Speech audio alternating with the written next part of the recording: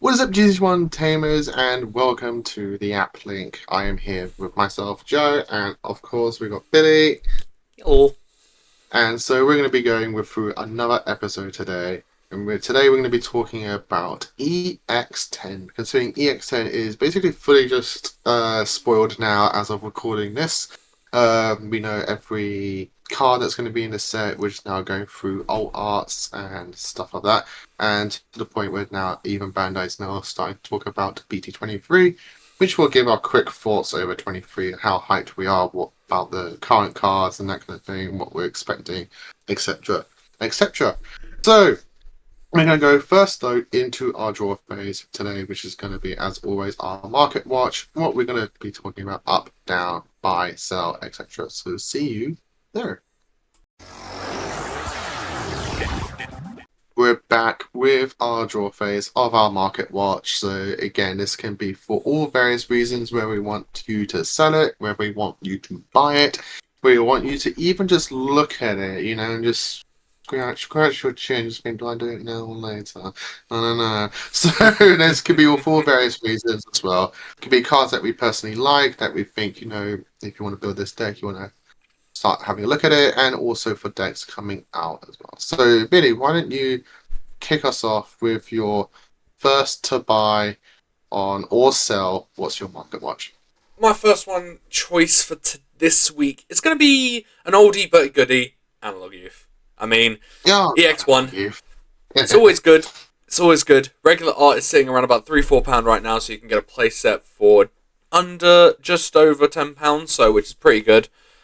So it's just a card to have in general. Good search card. Even better in decks that want to have stuff go to trash. So definitely something to look at picking up. Having a playset, just chilling, sitting in even if it just sits in a deck box or sits in a binder, it's perfectly fine.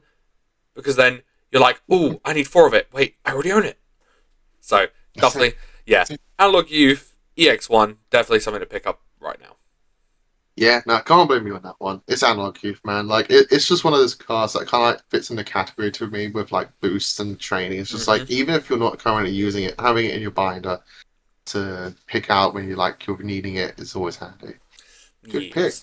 My first one is one that kind of like shocked me when I got told that it's this much, and that is Metal Greymon X Antibody from BT11.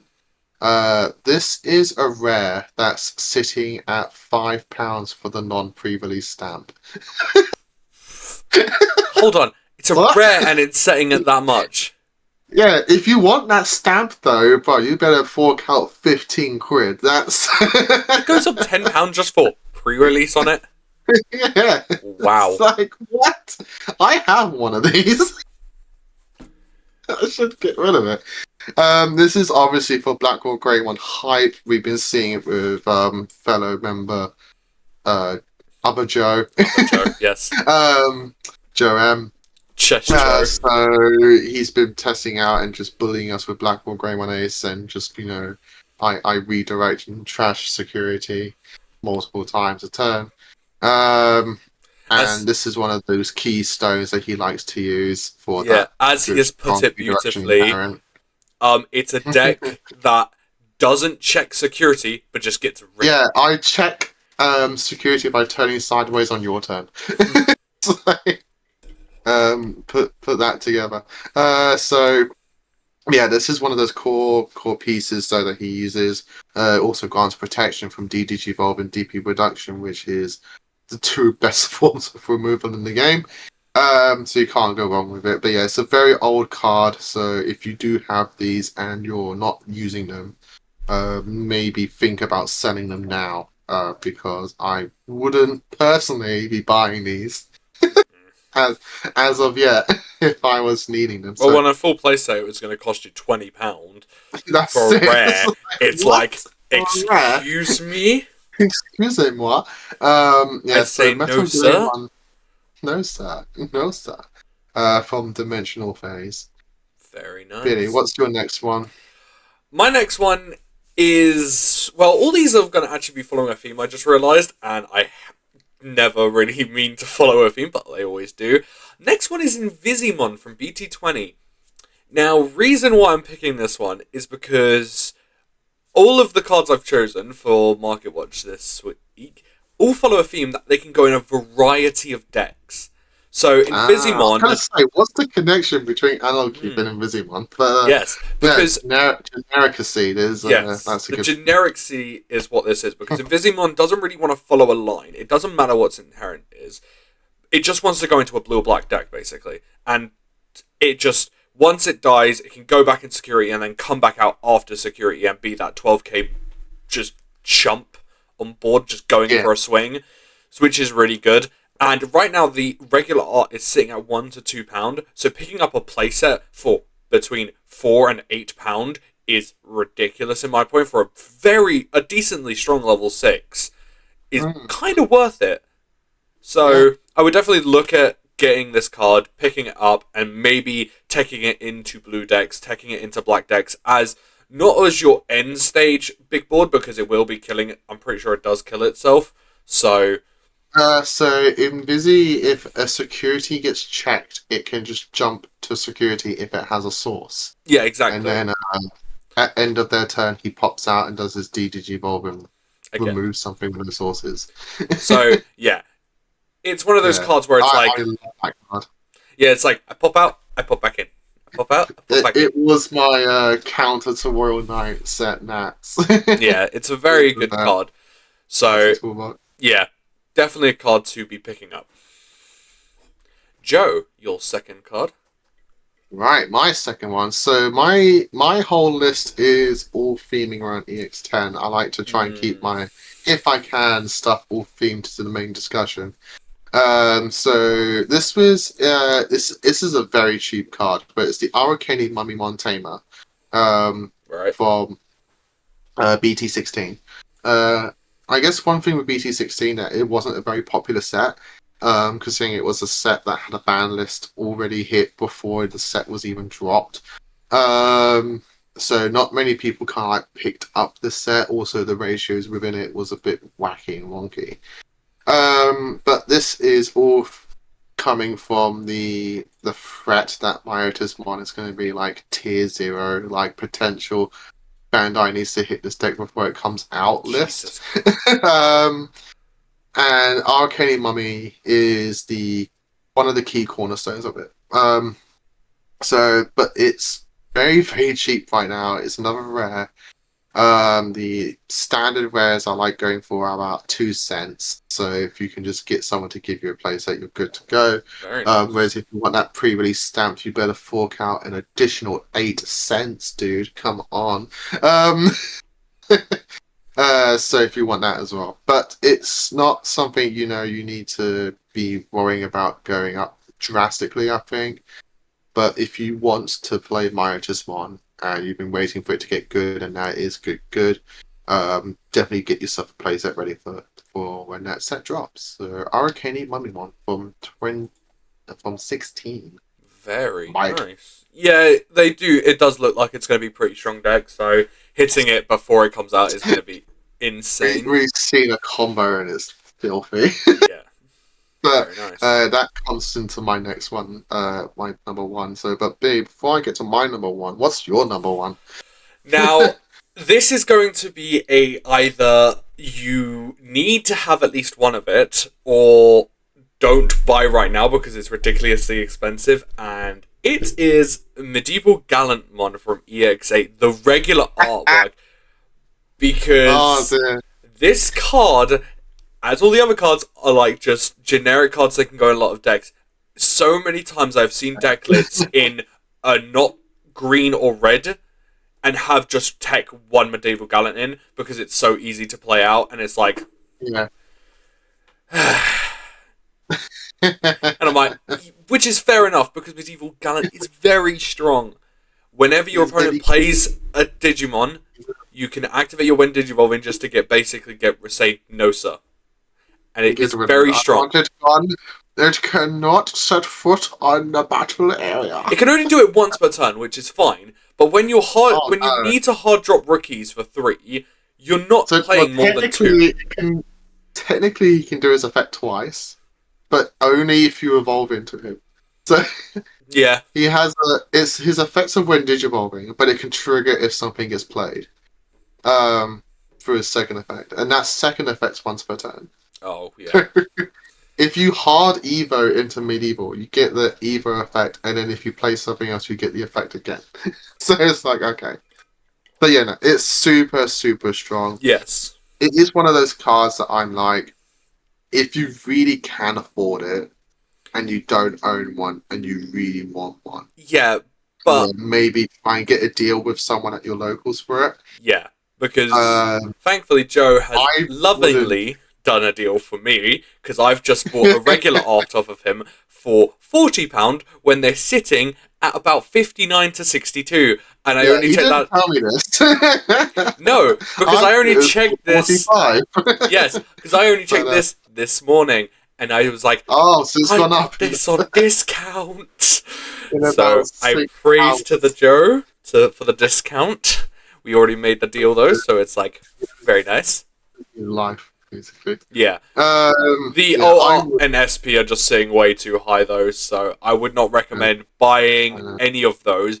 You, like Joe said, if you can afford to buy one, buy it. If you get lucky enough to pull one, Otherwise, do not sell it if you already have one. But if you already have one and you don't need more, sell it because it is well worth it because you will make your money back on that pack. I was a crazy guy and I got full plays of regular arts and alt arts when they came out. Madman. I was like, So yeah. Tamas, give me all your medieval talents. So Please. yeah, that is my third and final pick for the Market Yeah. Watch today. Don't touch this card. Yes. Don't borrow it. Do a Joe M endless loan. Basically. Um right, so my number one pick is again Myotismon themed, and I never thought I would be speaking about this card. Um and that is Myotismon from BT3. Excuse me? Um Alt arts are going for £13 right now, and this is the cornerstone for one of the big end borders for the Midas deck. If you literally don't know what this card does, because this is like an ancient card. So he has piercing and a all turns effect when another Digimon is deleted, gain one memory. Not once per turn. So when your deck's full combo is pop two dudes, spawn a six from trash, and one of those dudes just spawns a Myotis one for free when deleted, you can see a potential loop that you're gaining from this. uh, it's filthy, and it's one of the things that a few players are saying.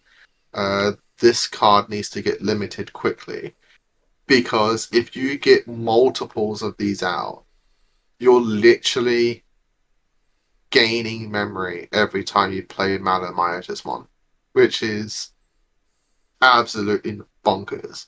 Mm. And then one of your tamers also gives a Myotismon rush. What is that? It's like you're just spawning multiple level sixes that just all gain rush.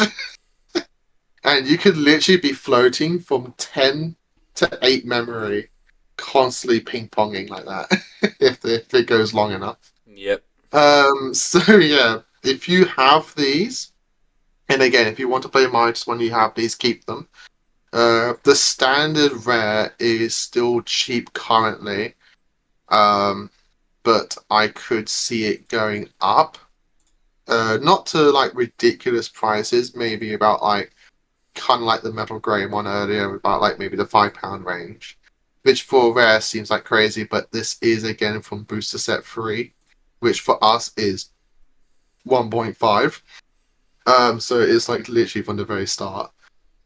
But if you want the Taylor Event Pack promo, that's where the money is at about like £13. So if you want to get the blingy ult, go for it.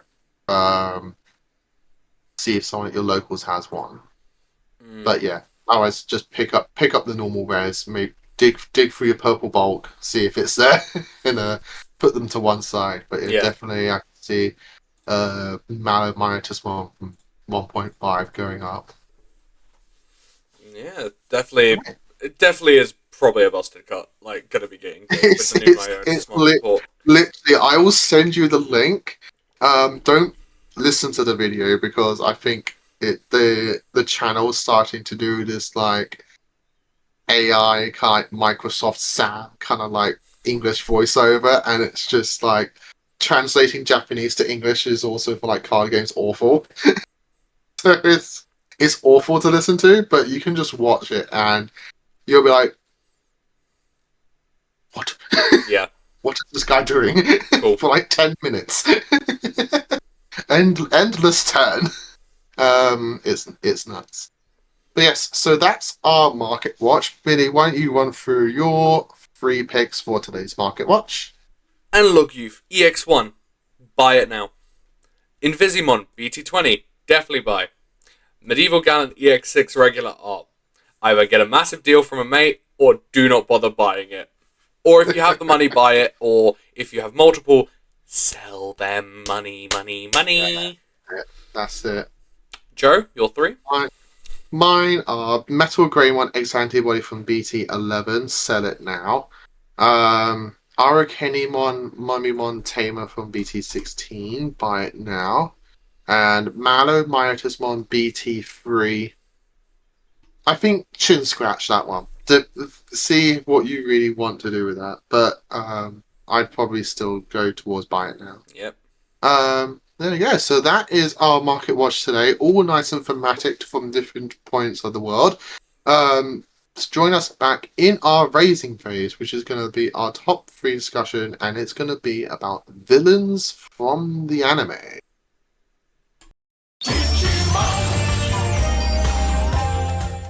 And we're back with our raising phase and our top 3 discussion today, which is going to be villains from the anime, with EX10 being a whole villains themed set, along with Close, because they want to be special with her. Or maybe she's about it, I don't know. I haven't caught up with the webcomic, I really need to. But yeah, so in theming with villain set, we are doing our top 3 villains from the anime. I personally try to avoid anti-heroes. So spoiler alert, Black War Greymon is not gonna be on my list. So as much as I would love to have him here, he's kind of an anti-hero, kind of like a misguided soul trying to find his meaning. So he's not on my list, but again, I don't know what Billy has done, and what his picks are. So they could be for all various reasons, whether you think they work really well as a villain, do they give you the shivers, the goosebumps, are they comedy villains? Who knows? Yep. It could be again for all various reasons. It could even just be not the villain itself, but you love that show and that villain is there, so he's kind of your pick. Yep. So, Billy, why don't you kick us off? What is your first top 3 villain? So my third pick is, these are all going to be going from the Cross Wars series. I'm going to stay for this now. I have not finished certain series and everything because of just time constraints and other things like that. Cross Wars is the only one I have done from start to finish because when I was younger I was able to watch it. So all of my villains are going to be picked from that show. Now, Joe hasn't watched. You have a good connection. Yeah, I have a good connection with it. So yeah, it's hard to pick something just because he looks cool. Yes, exactly. So cool. All of my picks are going to be from that show. Going off of what Joe said, sometimes anti-heroes fall more into a hero role or into a villain role nowadays.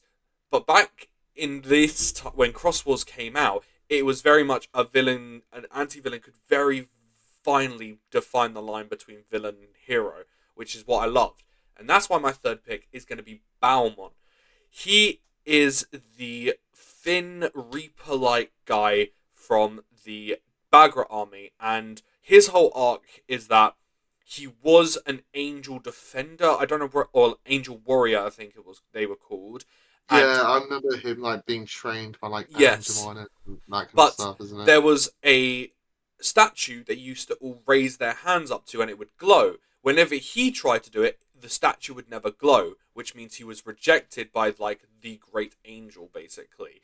And he joined Bagger Army, did a load of bad stuff, and then eventually this statue recognizes him and digivolved him into Beelzemon, as we know and love. So he has a very interesting arc because he actually spent time with the Tamers and everything and was able to like kind of change his view on Bagra. But when he started off, he was very creepy, had just his shooter out of his arm and just like very much a villain, like one shot killing Yeah. people, and it was like Jesus Christ. So yeah, he was an awesome villain back in the day, but obviously now we see him as Beelzemon, and obviously he has massive cannon on arm, which is fun. So yeah, he is my third pick for a villain, for a very good villain, to be honest. Yeah, no, I don't get you. I don't blame him for that one. Like his arc is apparently like one of the most favored arcs in the whole of Cross Wars because you watch him from the beginning, like, oh, he's a bad guy. Then you see his backstory, like, oh no, he's just a misguided soul, and then he gets his reawakening at the end, which is Literally, really as he's redemption. like being turned into Literally code, dying. re he clumps back together and digivolves into Beelzemon, and then Yeah, travels between the zones on his own without any help, which is yeah. He has like insanely a dramatic difficult. entrance, doesn't it? Where it's always like One a feather feather, from the yes, other one, and it's like, but oh, I'm it's here. It's like, yeah, but oh, cool, it means thanks. more in that show because in the show it is canon that Digimon cannot travel between zones. So him being seen in one zone but then showing up in a different zone is insane that he's that strong that can just go through the zones. Because the Yeah, only Digimon that we've seen to travel between zone was Wisemon, but even then he was inside his little book laboratory and he never yeah. came out. So it's like, oh yeah, you travel between zones, these Digimon will die. Beelzemon's like, nah, I Ah, go through zones. I'm an angel. Who Yeah. cares? And So actually, yeah, kind of like an angel, more like a less than a demon lord. yeah, exactly. So Right, Joe, what good. is your first pick for a villain? Third pick. I Sorry. don't know if we're gonna say, but Joe, you just said anti-heroes don't count. Oh But yeah, come on. I don't know on this one because throughout the whole show, they were kind of like everyone like classified it as the bad guy. And they are canonically labeled by everyone as the Dark Evo. And that is Gulus Gamamon. Oh yeah, you So gotta have a gamma pick. I gotta have a Gamamon, but I put it at the bottom just because You didn't of know where that. it really. Like, would people think? Um, so the reason I kind of like left it on, allowed myself to pick this one. So Gulus is cool, but Gulus like the whole like Gulus storyline of like this character being like a potential alien at the end and just kind of like infest Gamamon's DNA kind of like with itself, allowing Gamamon to just constantly go into this like subconscious evolution who has it that has their own like Personality. mental state that Gamamon doesn't even know about. Kind of like just constantly possesses him, just wants to just get stronger and just kill everything. This is like you're my enemy. Fucking dead. Like not just beat you unconscious. No, you're dying, and it's just like Just pile it's just driving. constant looming threat of like to the point where Hero doesn't want Gamma to evolve at points. Just like it's a fear of becoming Gulus. Gulus Wow. is constantly just like you need to mind link with me so I can like just become stronger and we can just like being unstoppable. And he's like no, and it's just like it just makes its own virus to make its own army to combat a threat that's in being imminent. When I say imminent, it's like 12,000 years or something, and they're like, "What? That's not imminent at all." Um, But no, Guru's just got this big mystery around him, and like the voice actor is so good with it. Like, it's always makes shivers whenever Gamma's going to evolve into it. Like, I just really, really like Goose, but I can understand if people saying like, Goose is more like like an anti-hero, but more on the villainous side, um, which then can make complete sense. Yeah, But $100. I put him on here as my number 3 pick. Very Just nice. Guru Scammer. Guru Scammer. Yeah, Hey, you've got. what's your number 2 pick? Now, this is going off what you said. This is a comedic villain, I would say, personally. I do like a good comedic villain. Yes, comedian villains I love. And when I saw this guy, I was like, what's so good about him? Like, he's not even that powerful. Oh, yeah, he's strong. But it's because of what he does that really makes him funny.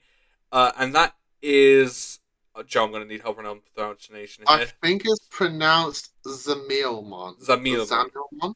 Zamilmon. That sounds right. Yeah, when I first looked at this, I was like, if all of you don't know, like a little hint behind the scenes, we have a little document on like the podcast structure and put all of our notes on there. And when I saw Billy put this name, I literally had to copy and paste it. I'm like, who the hell is this guy? Yeah. Like, Because. and then I copied and pasted into the TCG. They have a card. I don't even think it does anything.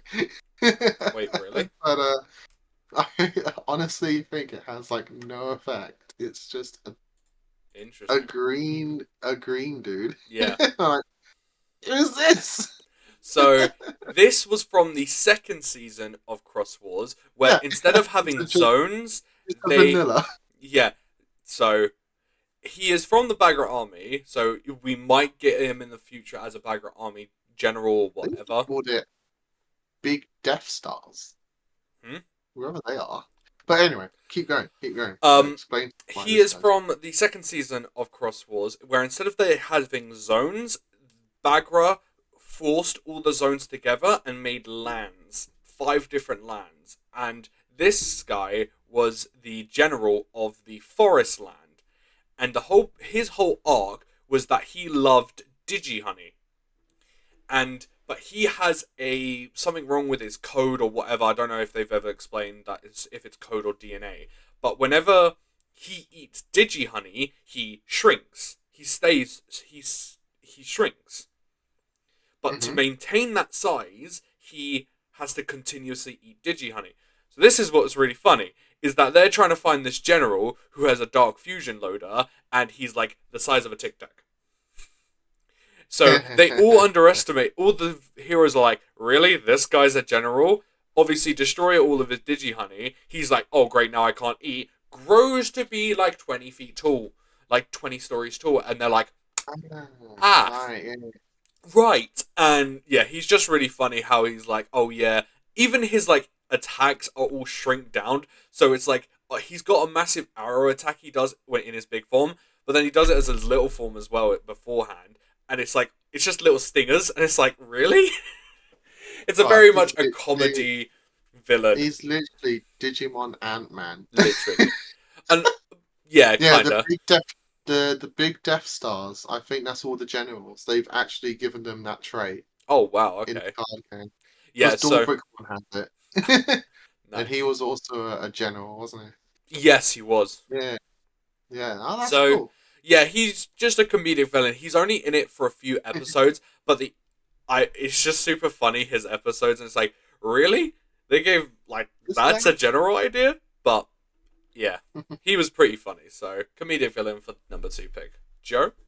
Well, on that description, it's a shame that they literally just made him a green level 5 vanilla. It's like, I know, why didn't they give him something? but That's a bit sad. oh well. It's Um, sometimes Digimon fall through the cracks. that's it. That's it. Joe? Right, my number 2 pick is No surprise. Machine Of Dramon. course it is. I couldn't. I guess you could put the 4 Dark Masters on here, like all of them. But I kind of just picked Machine Dramon just because I honestly just think he's Big a lot machine. cooler. But that's just Big personal machine bias. that goes chomp Big, chomp. big mechanical dragon goes meow. But he's very iconic. I kind of like picked him over the others. I think purely on the basis that he kind of like he's not just a bad guy from season one. He's the bad guy from the PS1 Digimon World game. He's the bad guy in a literally most recent MMO Digimon collaboration. Like he was the icon, like bad guy when the V Pet first got revealed with Pulsemon on it. Like he's the most iconic from the four Dark Masters, and he's just constantly used in so many things. Heck, he even showed up for Balmon's death in Crosswords. Like he was there. Wow. He was the cause from it. Like like Machine Dramon is just such an iconic villain. That I think separating him from the Dark Masters, I think, is warranted in that regard. Like Metal Siegemon's cool and Piedemon's cool and Puppetmon is alright. Puppetmon's there. Puppetmon's also cool. But can you really put them on the same pedestal as Machine Dramon? Like Yeah, we like have come this sea dragon, like we have this come literal on. puppet, or we have this Like massive machine dragon, you know. Jewish mechanical dragon. Like he's just really cool. Yeah, so he is my number two pick, being Machine Dramon. Yes, very He's nice. also my first big regionals deck that I played, so Yeah, it he's was, got wasn't it? bonuses on that regard as well. Mm. All right, Billy, what's final your number one final pick. Dark Knightmon from Cross. This guy was insane. pick? So, He was cool. I think he was like, one of the along with best villains. Greymon from Blue Flare, he was like one of the few things I was enjoying from Crosswords. Because he was such a good strategic villain, wasn't he? Literally, like, thought 5 moves ahead with his opponents and everything. And Yeah. how he manipulated Nene into being his, like, vessel, I'm going to say, because Nene wasn't really his tamer. He was controlling her, not the other way around. Because Yeah. her little brother thought all of it was a game when she knew, nah, it ain't. And then finding out that Dark Knightmon and Bugramon are brothers somehow, which I don't, they never really explain, but when I heard that, I was like, hold on, how? He's technically a Digifuse, you're not. That Yeah, makes he's the no demon sense. lord and you're this. And then on top of that, when Bagra was about to kill all the protagonists, Dark Knightmon legit stabs him in the back with his lance and actually absorbs him to become Darkness Bagramon. And he takes over Bagramon's body to be like, no, I'm the actual big bad. And I was like, brother, Jesus. Like, you just stabbed your own guy in the back just because he was like, oh, no, you're not getting any of the power. I'm getting all the power and killing them all. And I'm going to absorb all the code crown and everything. And you were like, nah, screw you. I was just like, what? Are you? Which I know Cross Wars kind of like ignored the level system for a bit. When you think about it from a level system, that's an ultimate taking down a Mega. And also Literally. just absorbing him and just like, nah, mate. Yeah, literally. Was like, I'm now A going to absorb demon you. lord as well. Like that's no laughing matter. No. So it's like, seeing this big bad who was shrouded in mystery and never really got talked about, and we never found out he was a Digimon until the second season. Bagra was just a person. We didn't know if he was a Digimon or not until someone said, Yeah, "Oh, he it's was always like, Bagramon," so he's actually a yeah. Digimon. But then when we got told that, it's like, oh, okay, interesting. But then he's never seen battle, and that was the first time he actually battled the heroes and was wiping the floor with him. And for Dark Knightmon to just come in and stab him in the back and be like, nah, I'm now absorbing you, you're doing my bidding, was just like Yeah. insane. So, That's really, and I really think he cool was for the the best, he is one of the best villains they've done in a while, my personal opinion. But yeah, he was pretty good as a villain. Some people don't like him because he's like, oh, typical villain, just like steals the power at the very last minute and everything. But I'm like, the way he did it, of like manipulating his way to get there, was insane. Yeah, no, So he had a. I wouldn't even class him as like your typical villain because your typical villain kind of like gets one season and that's kind of like it, and then it's just like move on to the next bad guy. But like he was like always there for like both seasons, really, wasn't he? He was just like always looming in the yeah, background and like season one showing up a bit more in season two, like and towards like the end of season one, wasn't it? And it's just like you're watching his plot throughout the whole thing, and you're like, dude, what are you up to? Like, come on, like. always shrouded in some sort of Just mystery. manipulating the team, like he could have taken out the team like from day one. Like come on, There were so let's many be real. chances But where he was just like, no, no, no. Again, like 8D chess. Just we're gonna manipulate everybody it's to my literally got to advantage. the point where he could have literally ended all of their lives, deleted all of the cross heart tamers and Digimon and everything. Like, could have Yeah, deleted all of them, but was like, nah, you're still useful. I'm gonna wound you so yeah, much that that's it's it. like scarring, but then I'm not gonna kill you yet. And That's then it. obviously, And he's cool. yeah, but then obviously really underestimated Shoutmon, and he obviously won because one of the That's it. heroes we never Obviously win. loses in the end, but he's cool. Like he's so cool. He shows up again in Digimon 2020. Mm.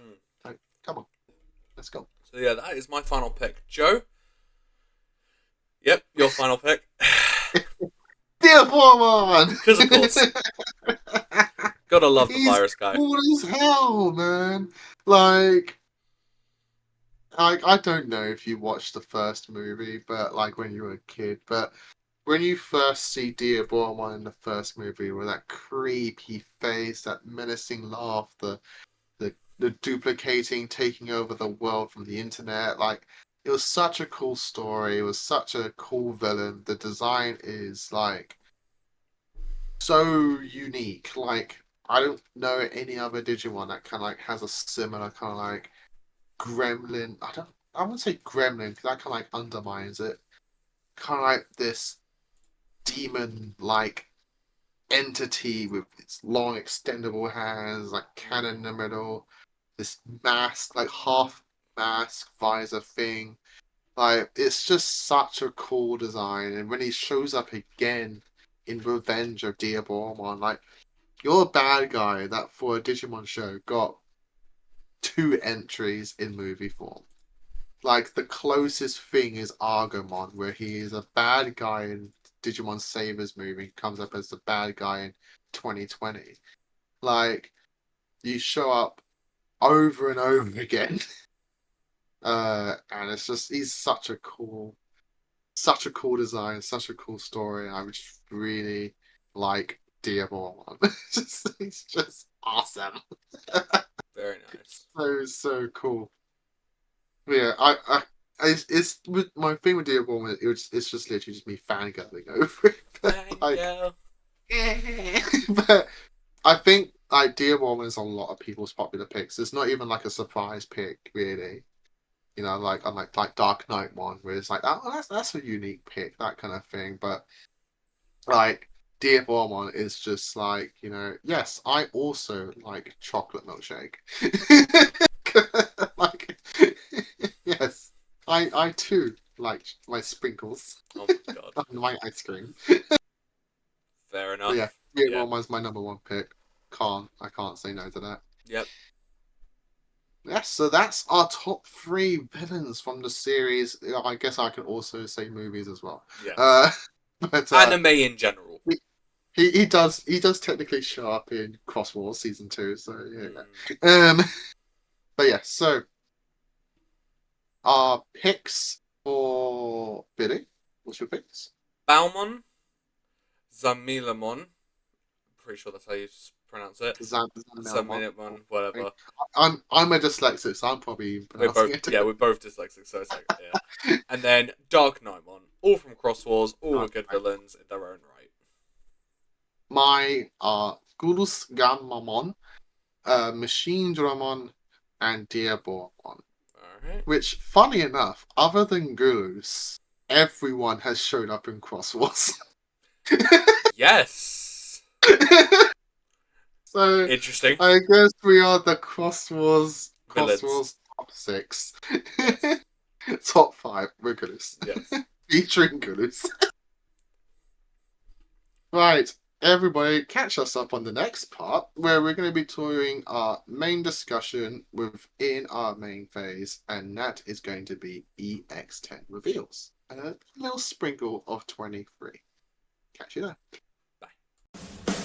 When you have to face a fight, be strong, give it all your might. And we're back, Tamers, with our main phase of discussion, which is going to be all EX10 Yeah. and a little bit of 23. Well, for 23 though, we won't be going in depth with it because I think every time we do it, we're talking for like 2 hours. And even though this is a podcast, I don't want to hurt your eardrums with that. And we've got a lot of EX10 to talk about anyway. Yes, because the So whole for set was 23, released. we're going to be giving our overall thoughts just on the recent reveals that we know have been going out, and just a quick overview on what we're kind of excited for to seeing. I know Billy's definitely excited for one thing, but we'll get to that later. But yeah, today's all going to be about EX10. So Billy, just quick over thoughts. Are you excited for EX10? I'm definitely excited for EX10. It's got a load of new support coming out. Just generally, it's got stuff for older decks. Like also, it's got a new deck coming into it, which we've already seen people cooking with combos and everything. Just like excited for certain cards to see how they're going to be played in the meta. It's going to be very interesting to see what it does to the meta because EX sets have always They've always been the good ones, in my opinion. I don't know why. Yes, they've always been bangers when it comes to like giving us the extra cards we need because it's an extra set. So having EX sets always slaps, always do. Yeah, like I don't think we've had a bad EX set. No, because I feel like I've heard people say that EX sets aren't really that good. And it's just like, well, think about like the best cards in the game. Like a lot of them are from EX sets, Exactly. and then like a lot of the top underdog decks are also EX sets. So like I'm always excited for an extra set. Like I always feel like whenever one comes out, I'm like, oh, this is definitely gonna be taking some of my money away. Rip bank accounts. They always do. Yeah. Like even with this one, it's just like, I don't need anything from it. I really don't. Yes, you do. Don't. Maybe just a black wall line, and then Gamma's kind of like, okay, cool, maybe that. It's like, Dark Masters. I did now you need the entire set. And now I've been getting into Atmon. I'm like, oh no, what have I done? Yay! Yeah. And it's just like I don't play Mana Midas one, but my mate Michael does, and I want him to play again, so I guess I better get that. It's like, oh Gotta no, do it. Oh no. So I'm super excited. I think the set's gonna be really fun. Like it's also got a new Machine Dramon coming into it, so I mean it's Dark Masters, mate. Oh, it's a Dark Master base fan. It's the Dark Master one, so it has to be. It had to be a new one. Yeah, I'm super excited for this set. So if you haven't guessed already, but in this whole podcasting theme, the EX10 is all about villains. And the addition of Close, who again I don't know if is a villain or not. I know she's like this. I think she's like the sister of the main bad guy, but she's also an artificial intelligence, I think, as well. So it's like okay. Wow. Cool. We've got 2 artificial intelligence characters in this set, being Eugene and Close. But yeah, so everything in this set is bad guy related, to most of the degree. So you've got stuff for Bagra Army. Bagra Army is getting a huge Gamamon, buff. Got Dark Masters. You've got what's his name? You've got Deusmon, you've got Beelzemon, and you also have Myotismon / Venom Myotismon, and then you have Quartz for the and Elfamon. So every season is being represented in this set by a bad guy. So if you like a certain show, you've got a bad guy in this set for you. I know 100% what Billy wants, but Billy, tell me what you're actually most excited for in this set. I'm generally excited for a couple of things. Starting on the lower side, Quartzmon Ace is going to be interesting to see how that shakes. So yeah, I'm excited for that one. I definitely need to get at least 2 copies of that. Yes. It is a SR, so it's going to be less on the hitter side. And obviously, we have got the Alt Art and the SP for it, which are going to be interesting to see how they're priced. But no, that's definitely interesting. We've got some upgrades. Talking also about other stuff, we've also got upgrades for the Save deck, the Hunters deck. That's getting a few upgrades with a new Psychmon. And obviously that Quartzmon and everything. I'm not too sure if there's anything else just by quickly looking through. What, for Hunters? Yeah, for Hunters is being represented by Bagra. We also got a Romano. A Romano, which is Hunters, kind of, because it gives anything with Save Alliance, which is interesting. Bit, yeah. So we've got that. What else? And yeah. That's everything from the Hunter side. That's a really cool tech. What? Riamano. Because it just works generically with Save, and you get Alliance. So this could be a tech in Crossheart as well. No, because it's material save. It's save is different. Digivolve. Yeah. If you evolve, it will only work with your level 5s. And lower, because they're the ones with save. But your Digicrossing guys won't. Yeah, true. So, but no, that's a good tech for. That's good tech for Hunters though. But mainly, the main stuff I'm excited for is all the new Atmon stuff. Dude, 100%. I'm so teching her into Hero. Yes. You evolve into the Restaurant Superior mode. He has saving text because he can evolve on saving text, and now he can swing with Alliance. Twice as well, technically, if you get it, if you keep turn with it. Yeah. So that's gonna be funny as hell.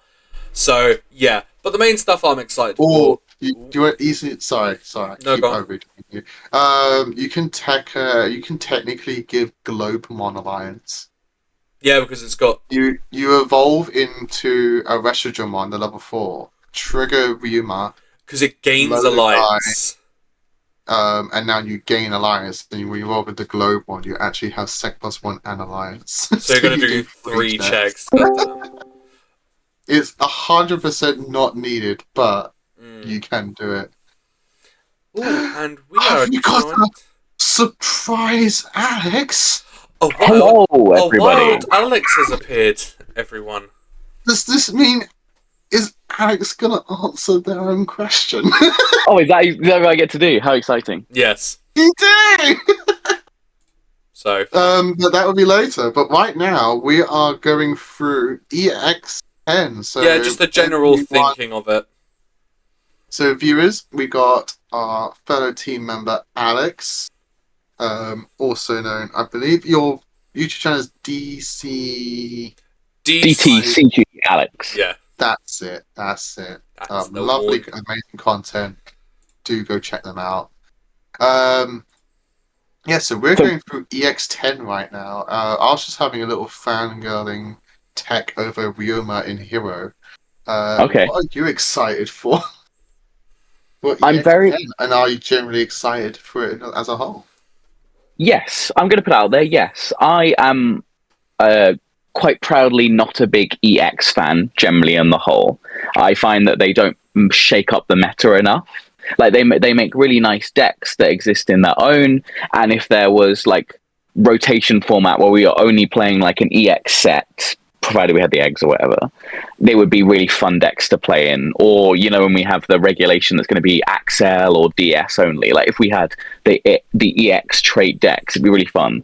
I find when they enter a BT meta, they don't make enough of a splash, really. Like, they don't create strong enough decks. Like, they are extras, you know, they're kind of added onto other decks.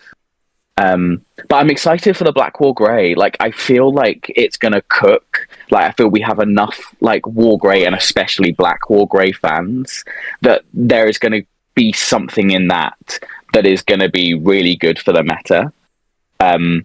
And I was talking to Olivier, who's a friend of all of ours, and he's the villain player of our meta. And he's just really excited to maybe get back into Digimon again and start playing villains, because there are people who just love villains. Yeah. And I'm happy for them to get cards, because they don't. Pro tags get all the cards. Yeah. But what are your thoughts? Yeah, it's good for you mentioned about Olivier, because I've been constantly teasing him about Bagra and Myote as well. And yeah, no, I completely agree with you on that. Yeah, EX sets are like the ultimate sleeper underdog sets. I feel like, in my opinion, they always the initial looks are always a bit underwhelming, but you get some of the. I was saying to Billy earlier, you get some of the strongest cards in the game from EX sets. Like, most recent one being Medieval Gallant. Like, what deck isn't playing that as a tech just because it's so strong, and that came in an EX set? And you get like the underdog decks like the Dragon Links deck. That's an EX deck. Like, for this one, I'm definitely on with you with Black War. I've been watching Joe beat the hell out of me with it. Like, this used to be my thing. I was the Black War player. Yeah. But I'm so glad that it's doing well again. I'm generally excited, and it's good because when I first looked at Black War Ace, I was just like, yeah, he's alright, but like is it better than the old one? And watching it in action, I'm like, oh no, it is. It actually is. I'm a bad Black War player. What is this? But there's so much. Billy was just about to say what he's most excited for. We're going through the hunters bit, and that's when I got fangirling over your bell, the quartz one tamer. Yeah. To give Alliance to Globemon and Hero. Is that what you're excited for, Billy? Yeah, that's the lower end of the excitement and everything. Like, it's going to be good to upgrade hunters and everything, but the main stuff I'm excited for, because I've just read through all of them, is all the new Atmon stuff, like Leviat Atmon. It looks kind of spicy.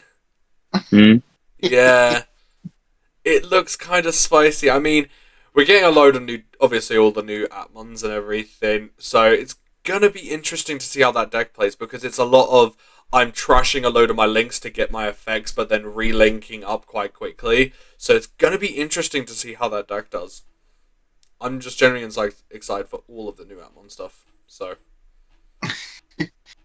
I think, though, with this one, it's like, I think it was yesterday I was telling you that Atmon really rewards you if you're really good with the memory gauge, because it's so memory hungry.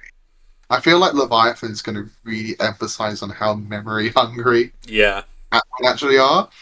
Because if you think about it, it's just like, you're getting your effects by trashing your links. Well, now how are you app fusing? Because you need links. So it's like, you're going to have to spend more memory now to get your linky stuff. This is where the new option card really comes into play, because whenever an effect trashes a link card, you can link from your trash back onto something without paying the cost. That's what the new option does. So it's very efficient of being like, okay, yeah, I'm using an effect to trash one of my link cards, but then I'm re-getting that link, and then I can app fuse. I'm re-getting a link that I've lost that allows me to app fuse. So losing them isn't going to be too much of an issue, I don't think. And we've gotten a load of cards that can regain stuff from trash, so I don't think it's going to be too much of an issue, but you'll just have to see how the deck does. Is it fast, or is it efficient, or whatever? So it'll just be interesting to see what the deck does. Do you think the playstyle is going to change? Do you think it's going to move into being like we see with other decks, where it's kind of like, okay, I play my options, I play I early game, I do all of my draw one when linking, so that I have a rookie in the back and all this resource on the board ready to go for a big turn? Or do you think it's going to stay in its current format of kind of keep checking, and then one big turn to finish the game? It's you. That's an interesting. Yeah, that's really interesting. Because we also got a new egg, Flickmon, which benefits off of the trashing, which gain memory whenever an effect trashes a link card, you gain a memory, so it doesn't matter where that is on board. So I'm not entirely sure. By the sounds of it, it's kind of focusing on board controlling your opponent, where a lot of them is minus heavy DP, getting rid of security, drawing one, gaining one memory. So it's really trying to control your opponent more, and then once they're low enough, that's when the big turn happens. Like, a lot of these are like suspending your opponent so they can't block, all this other stuff. It's gonna be interesting to see. Digivolving, we also gain an immunity to Digivolve with Warpmon. Cometmon protects you now, so we're getting a lot of interesting stuff. Like, Copymon is now Scopemon, but as a level 3, because it's when you can link it, and then when attacking, you trash it to then return a link card, an Appmon trait from your trash to your hand. So not only is it a search for the deck, it then benefits the deck's later, like, what it wants to do. So having all these new consistency cards for a specific version of Appmon is gonna be interesting to see how it varies against the current Appmon state. And even the new Tamer is really interesting. Like, it's not a memory setter, so I'm not too sure if I'm going to be playing Haru or not. But whenever something gets linked, whenever something gets trashed, you draw a card. But then at the end of your turn, you app fuse. So it's really doing kind of like what the older Tamers were doing, but also just a little bit longer. Like, I don't know how to explain that a little bit better, but it's like, you're drawing your card, yes, when you link, but the other Tamers allow Haru, taking because he's basically Haru, Haru allows you to draw and app fuse at the same time. This guy doesn't. He allows you to draw, but then if your turn is ending, then app fuse. So, I think that's a bit better though, isn't it? It's like, I feel like that's a bit better comparing it to like Haru, where like you had to do the action to get the fusion, whereas like with this one's like I just need to literally just end my turn and I get the fusion. Yeah. No, so with Haru, his draw 1 is just off of an Applink, and then his app fusion is a non-mandatory effect. So it's because you can Applink and then draw if you want to, and then you don't have to app fuse because you're not meeting the requirements for the app fusion. With this guy, you get your draw first, then at end of turn you can app fuse. Because I think it's just... Yeah, go on, Alex, sorry. I think it's just a thing the deck was missing, right? We have so many decks that at end of turn, like Alter S, like when it comes from a Blitzcrank, gets to swing. The Takato Tamer from BT18, 19, that lets you raid and then attack end of turn. Like, it's definitely something that Bandai wants to put in all decks. You didn't have it, so now you got it. It just gives you that, okay, I can do my thing, and even if you put me on one memory, I can do my thing and still attack. I can still gain board state, gain effects. Even the level 6 is going to be insanely strong, I think, because not only is it set +1 and link 1, it's recurring 2 links off of its Digivolution and then end of turn because they're not once per turn. And then when an effect trashes a link card, you're deleting one of your opponent's lowest play cost, which all your link cards in this deck now are all like when attacking, trash a link card, and they see themselves getting trashed. So not only are you getting its own effect, you're then getting the new God's effect to delete the lowest play cost, which is very funny. Yeah. So you're deleting a body, you're trashing security while we're on, like... You could be digivolving, like, you could be suspending. It's going to be very funny. It's a very strong tri-combo there between Baru, Comet, and him. Deus. Like, it's just the issue is just, like, how fast can it get to that? Like, how quickly can you get those god cards together. It's essentially like. I think this deck will definitely benefit It's off of very interesting. Seeing from what this deck has, having Navimon in there as a search is going to be beneficial. Having a little bit of a more of a... Well, they have their own searcher, right? They have got Copymon. And Leviathan, right? Yeah, Copymon's their only searcher right now. So adding Navimon, allowing you to add an Appmon and an App Driver, is probably going to be a little bit beneficial. Maybe even putting in a Tweetmon in there, just for the little bit of draw you get from it, might be... I can see Tweet being good, yeah. Yeah, Tweet is going to be good in any Appmon deck. On play, draw one, link, draw one. You get 2 draws off of 4 memory, which isn't as good, but at the same time, still not something to be laughed about. And then we get basically the music to the heart again, but doing something a little bit different. So going from trash instead of hand. So it's going to be interesting, Appmon. I think we're moving to a point where, like, once we have all, because it's 6 gods, right? Like Uranus and Gaia and stuff. Or 7, because there's an evil one as well, right? Yeah. So I think where we're gonna have to have our locals with all the different apps.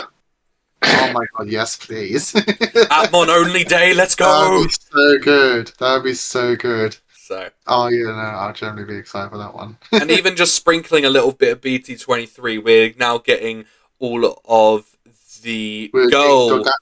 Dogachimon, all of her stuff. Dogachimon. And it all looks very draw focused. Yeah. I saw his effect. I was like, well, obviously the rookie needs to play out the tamer because all of them do. When linking draw 1 was very okay, but we're getting super jamming. We're getting super jamming, which I'm like, cool. I'm excited for Ares deck. Yeah, it's going to be interesting. So my wallet is going to be crying when these 2 sets come out. So, yeah. I'm just excited for my pet Appmon deck, where it's just going to be 50 Digimon that just all have security purpose. Yeah, we gain 3 or 4 security Digimon in this, and Joe's loving it. I'm so happy. How many is it? I want to actually know. Whether...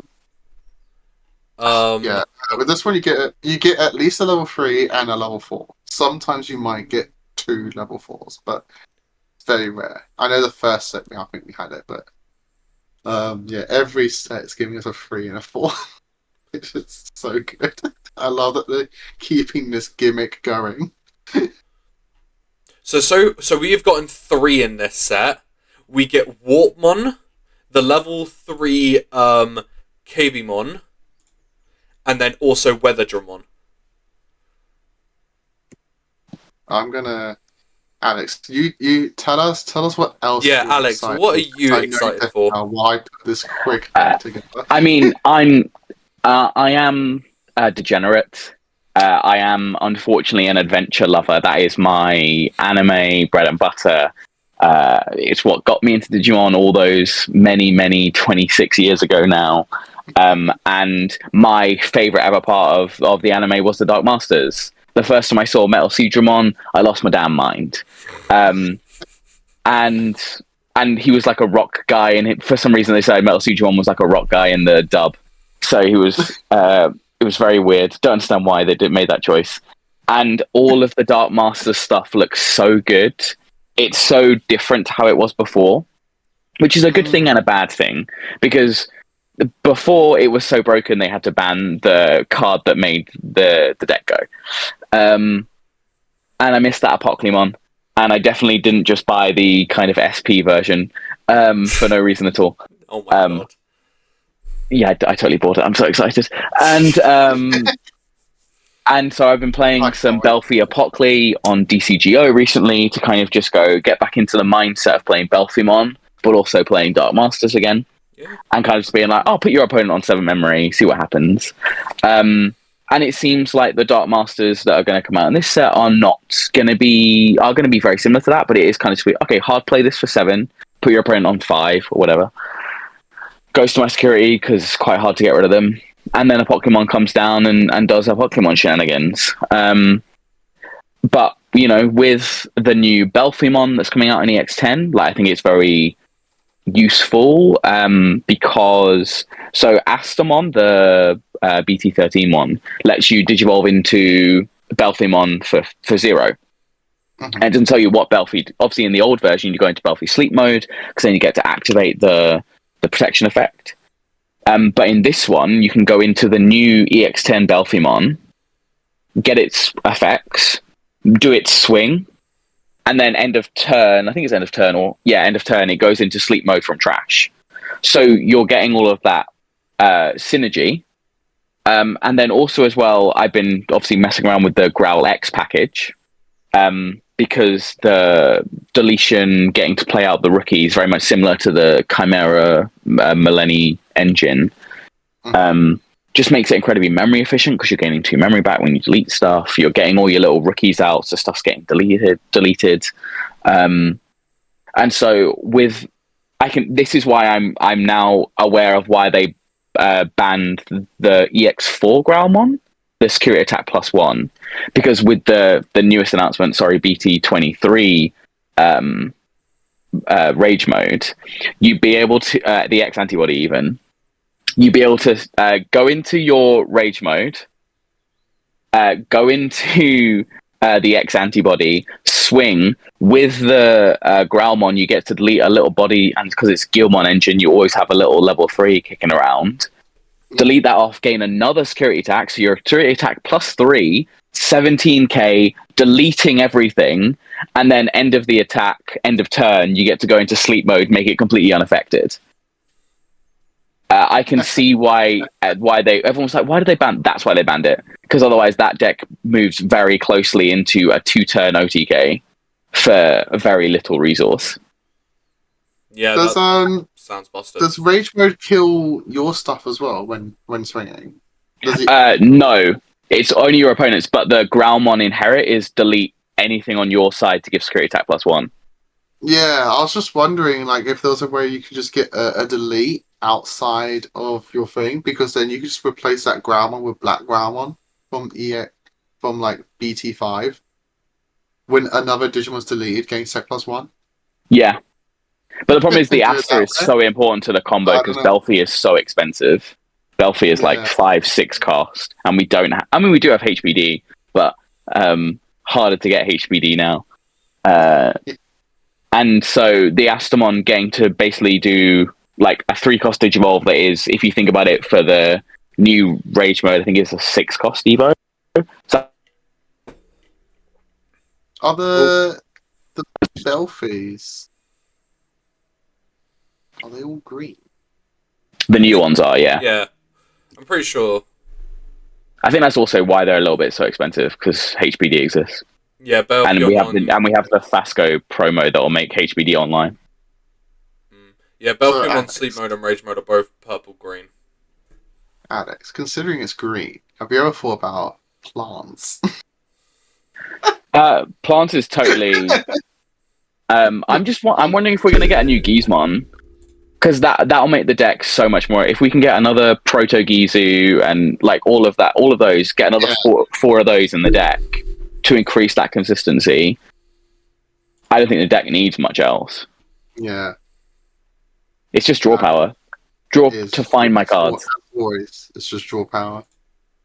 It's like, oh no, we put it in green, so now it's getting the green problem of just consistency. Yeah. It infests them. But yeah, count me in. Count me in on Belphimon. I'm going to make it work. I am the highest placing Belphimon player in European locals, putting out there 56. And so, any chance I can make it a top 32 deck, I will always take that chance. I can't. I'm always excited when Belphy gets stuff, because I'm like, Alex, yes. Get your pet deck back. It's just Belphimon and Omnimon. Belphimon and Omnimon. What's getting announced? That's it. Done. I quickly just tossed them all onto card.dev. Post 23, we have 36 cards in App1 that have security. Damn, 14 to go. 14 more to go. So we're probably guaranteed like 2 or 3 in the next set, so add that to that. Well, that's including that one, because we got Musclemon. Oh, yeah. And he's from 23. So we should hopefully be getting a level 3. That will put me to 40. I just need 10 more cards. No, Surely just 2 and then a tamer. I could just flood like the last 10 cards with just level 3s that just search. Yeah, you could do like Navi and maybe Tweet. just like a Globemon just for aggression, but that's about it. When you just play reinforcing men boost, like yeah, that's it. That's it. Just TK. Yeah. I'll just hard slam some Magna Angemon aces just to recover. Yeah. You're just gonna be flooding the board and then just be like, oh look, on play.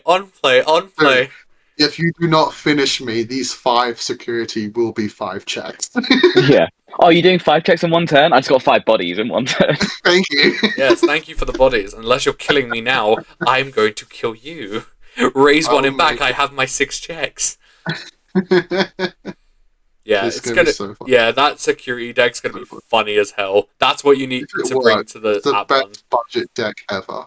Because all of these guys are common. Literally, that's what you need to bring to the app one day. If we plan to do it. Just wait until there's enough and be like, I am bringing security only. This will all be regulation battle worthy, I think. Yeah. The card you play is Purple Kari. BT4 Kari, gain a memory every time someone checks security. Oh, you want to check my security? Gain a body and gain a memory. Oh, yeah. My security is just going to be the most threatening thing ever. It's like, this is either going to be a check or memory stealing. I don't know. I'll just throw in the limited option cards as well, like Ice Swarm. Yeah, gain 2 memory, Jack's Raid, gain 2 memory. Like, every time they swing, it's like, am I stealing turn or am I ruining your day? That's it. Both. That's it. It'd be so funny. So funny. The BL stuff hasn't really caught my attention, though. I'm going to put it out there. It's caught Zar's attention. The old art, especially. Yeah, the art. Chris as well. But it doesn't feel like it's changed it enough. Impomon's good. I think the Impomon's really good. Because it's just another warp, isn't it?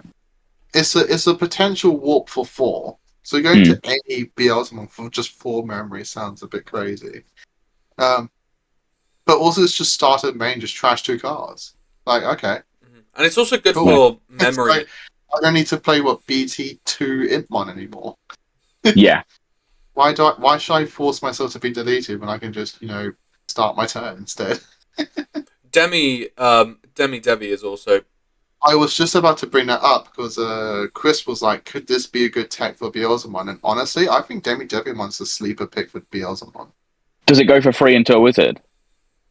Is it that one, or are you talking about are you talking about the promo or the EX10? EX10. EX10. Just start a main. If you have 10 or fewer cards in trash 2 cards from both those decks. If you have 10 or more, gain a memory. So, okay, cool, I'm gaining memory. And then just when attacking, trash the top card of both those decks. You're progressing your deck state just by swinging, which is very helpful for Beelzemon in general. But it's also just potential free memory gain. And it's an evil trait, so if you need that evil energy, it's still really good. Also, looking into its evolution into Debimon, that's probably really good as well for late game stuff. Start a main and when Digimon thing. If your opponent has 10 or fewer cards in their trash the top 2 cards of both players' deck. Then, if they have 10 or more cards in their trash, you may return 1 card with the Fallen Angel or Undead trait. Yeah, unfortunately, it just doesn't add your top end because they're all Demon Lord. Yeah. Because my thought was more the promo.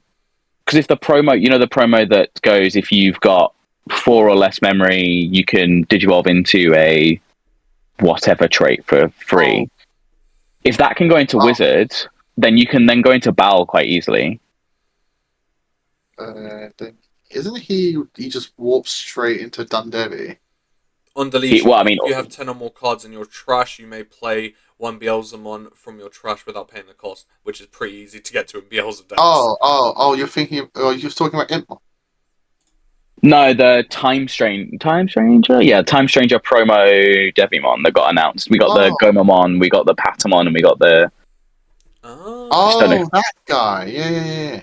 I don't know if he can go into any level 4s, but I'm just thinking you're always going to be generally at less than 3. What Billy was saying, just taking the new Devimon. Yeah. Which is pretty cool.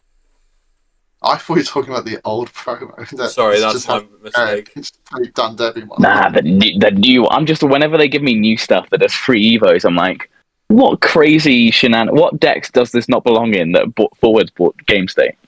Yeah. Like, Patamon seems ridiculous. Just any angel, ridiculous. Any level 4 angel. The biggest thing about Angel was starting with all their level 4s in their hand and no way to put them in their security. Now you just get your free Angel. I'll keep one in hand, one in security. Live my life. There you go. Where else can I get one? Next is trash. Next is deck search. Whenever Digimon decide to give us deck search, ruin the game. Oh, yeah. Please, just ban I never do a Yu-Gi-Oh! And let me pick up my deck. It's more Pokemon when people were showing the kind of the memes of people like they do a first deck check of the game and they just search their entire deck because they're trying to guess what's in their prize cards. Yeah, that's true. That is true. That's what a lot of players do in that game. I think with Pokemon, that's a really good bit of strategy with the players. Like they're just like, okay, cool, let's just do this so I can actually. That's what a lot of them do. They memorize their deck so that when they go into the game, they do that first search. So it's like, right, look through my deck. What's missing? I know what's in my hand. This is what's in my prize cards. Yeah. So. That's crazy, though. But fun, but it's crazy. Oh, I got a fangirl about the 2 Gamamon cards. Like, I'm sorry. Yes, go ahead. Fangirl away. I can't wait. Firstly, though, it's going to really hurt my wallet because I did a quick search, I think it was like yesterday or the day before. And I'm like, oh no, Gulus is a full coloured card. Oh no. Yeah. It's an uncommon. But that's going to be a box topper. I am not allowed to have an unblinged out Gamamon deck now because I've set the boundaries for myself. It needs to be fully blinged. Anytime anyone pulls them from whatever low pull rates they are. So is that a Gulus? Yeah. So I've already made a thing with Chris. So it's just like, cool, if I get Beelzebub and he gets Gammas, we just swap. So no pricing, nothing. It's just like that for that. Yeah, cool. There we go. Cool. There we go. So I actually want to ask you, Joe. That's fine. This new Regulusmon we're getting, any good for Gamma? Yeah. So the Gurus and Gamma, the thing is that when you take the Gamma deck currently with these 2 cards, it's now a completely different deck. In my personal opinion, because the Regulus needs setup. And the Gulus locks you into Regulus, in theory, because it can only cost reduction into Regulus. So you're now limited on the counter vices, which means your protection is a bit less. So maybe Pokemon might be coming back into the deck just to refill that protection slot.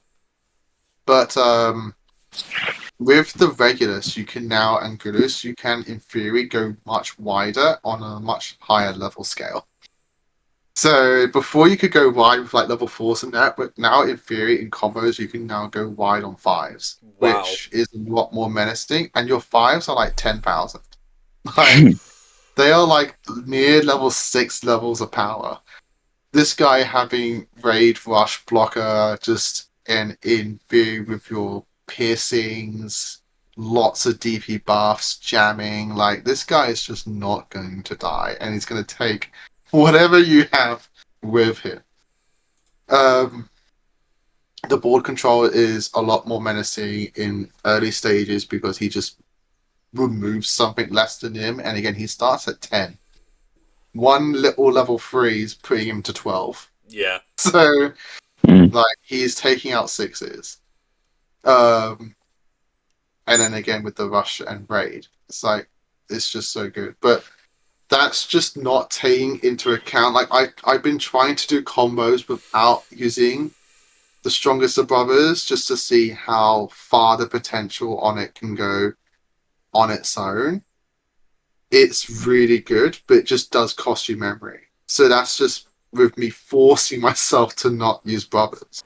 Yeah. Because Gulus goes to the new Regulus for 4, but with brothers, he can actually do it for nothing. Yeah. You can go into this big guy for just 2 memory.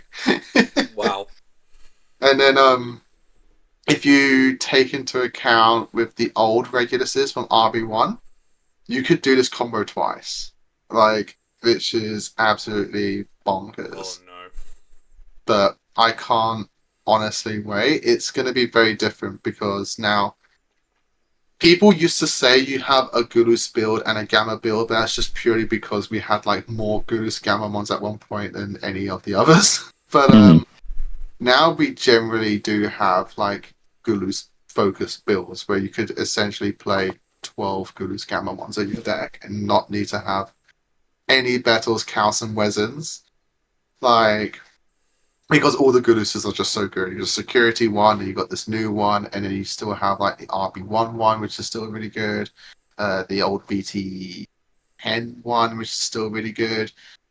But yeah, I can't honestly wait for this. It's just gonna be so much fun to play Gamma again. Oh. Yeah, as soon as this deck comes out, I'm like, right, Joe's gonna be playing Gamma for the next like 2 months. Like, people get sad when I don't play Gamma, and I'm like, just because there's new cards. And I hate playing a deck that I know isn't complete. It's like you're just playing. It's hard to like Gamma for regionals. It's just like, why would I want to play it now when I could be playing it in like a week or 2 and I get new cards to play with it? It's full power. Yeah. Or if you get to a board state and you're like, oh, if I had the new card, I'd be able to do this, but I don't have it yet. It's like, oh, if it's the new guy. It's like what we had before with Omnimon. It's like, I could be playing Omnimon now, but no Kia stuff. Yeah, absolutely. Like, 100%. I don't want it. It'd be like with you, Billy, playing Shine Greymon without the new without any of the new Marcuses. It's like, I could be playing Shine now, but Marcus just makes it better. Yeah, Marcus just is the deck. It's like, yeah, so I'm super excited, and it's just 2 cards. But these 2 cards are probably going to be the most expensive things I get. Yeah, probably. Like, if you put these 2 cards to one side and like everything else, these 2 cards will probably cost more than everything else. Probably. Knowing you and your buying habits, yes. Well, it's just old. Yeah. God damn it. Hey, 2 more cards than bunnies and jellies. Every time I see an Amphimon in my binder, I'm like, when will you get new stuff? When will you get new stuff? When will you get love? I think for Angora, it's just like you've literally had nothing, which is like, okay, it's sad and annoying, but you've had nothing. For Jelly, they literally took her egg and put it in a Liberator deck.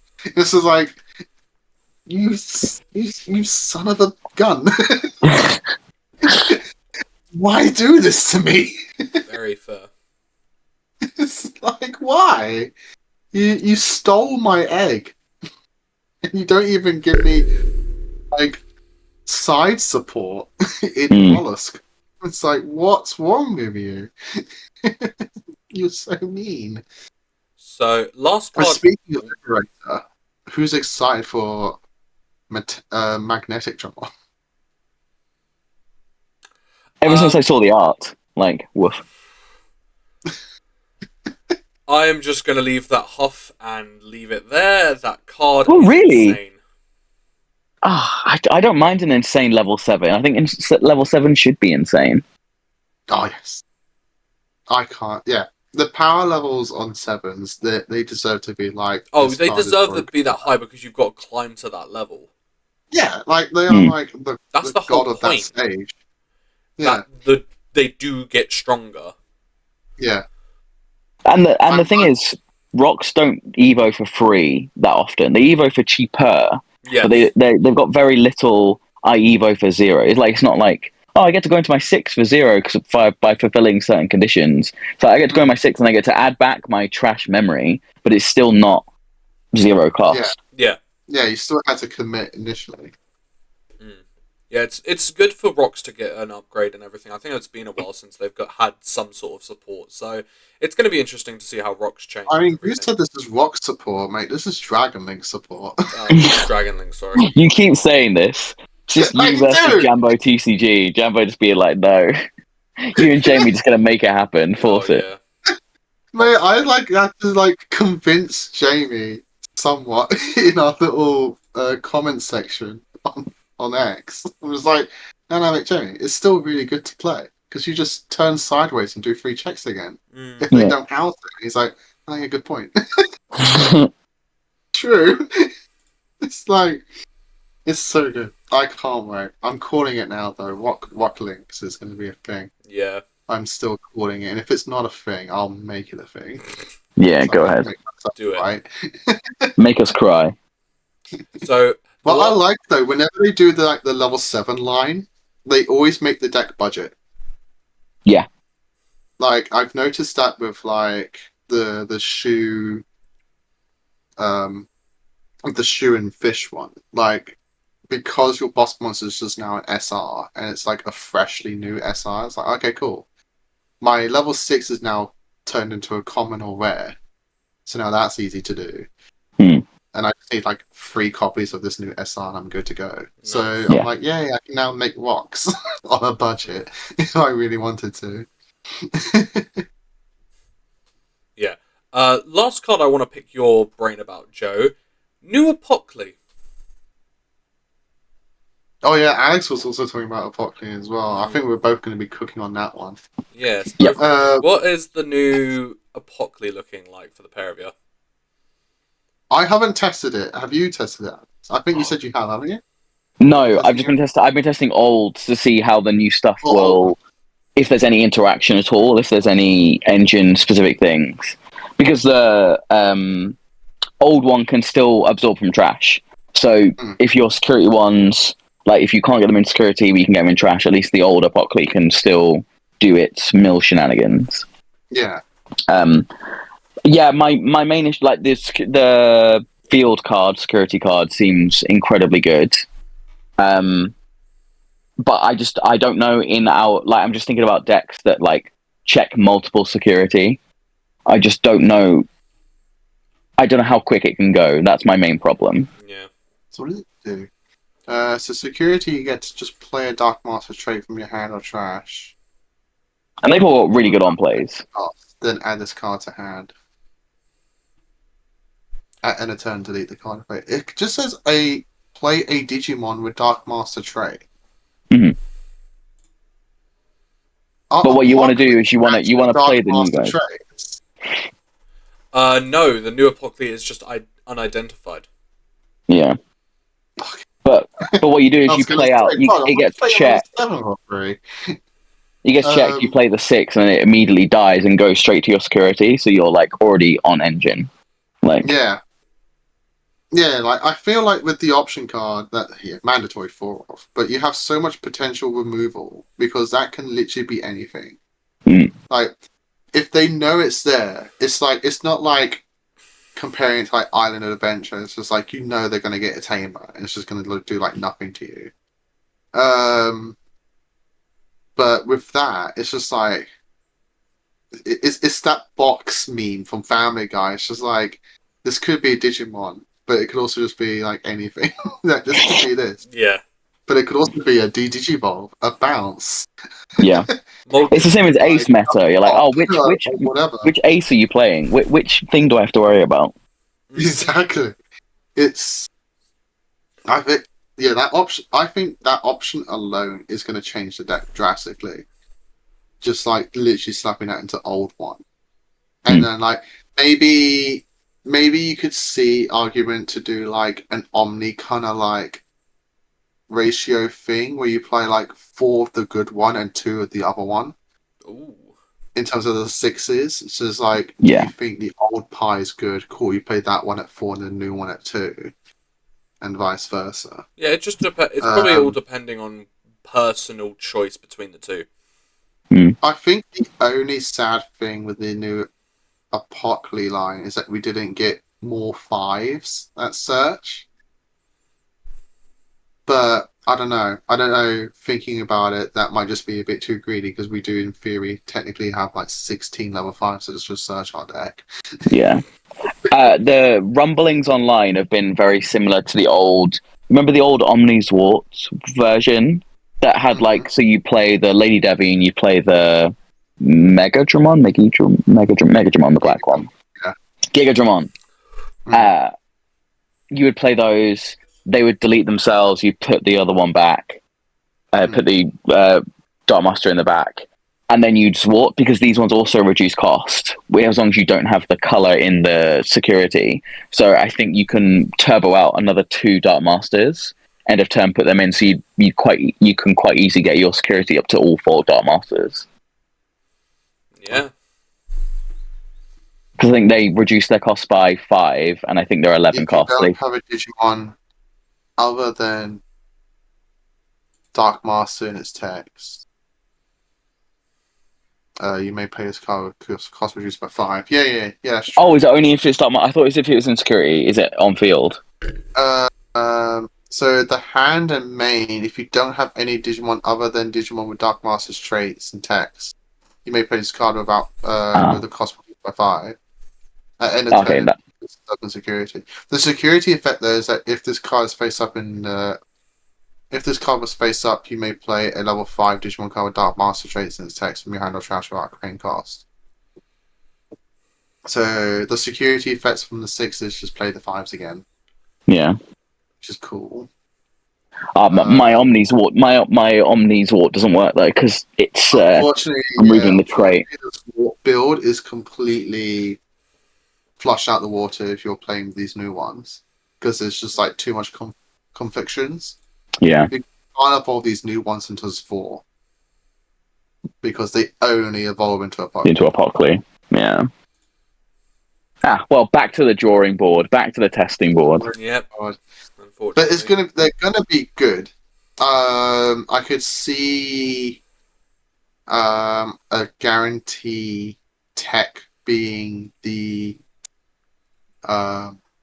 Kari, where if security gets checked, like the yellow and purple ones, where like if you manipulate your security, you gain memory.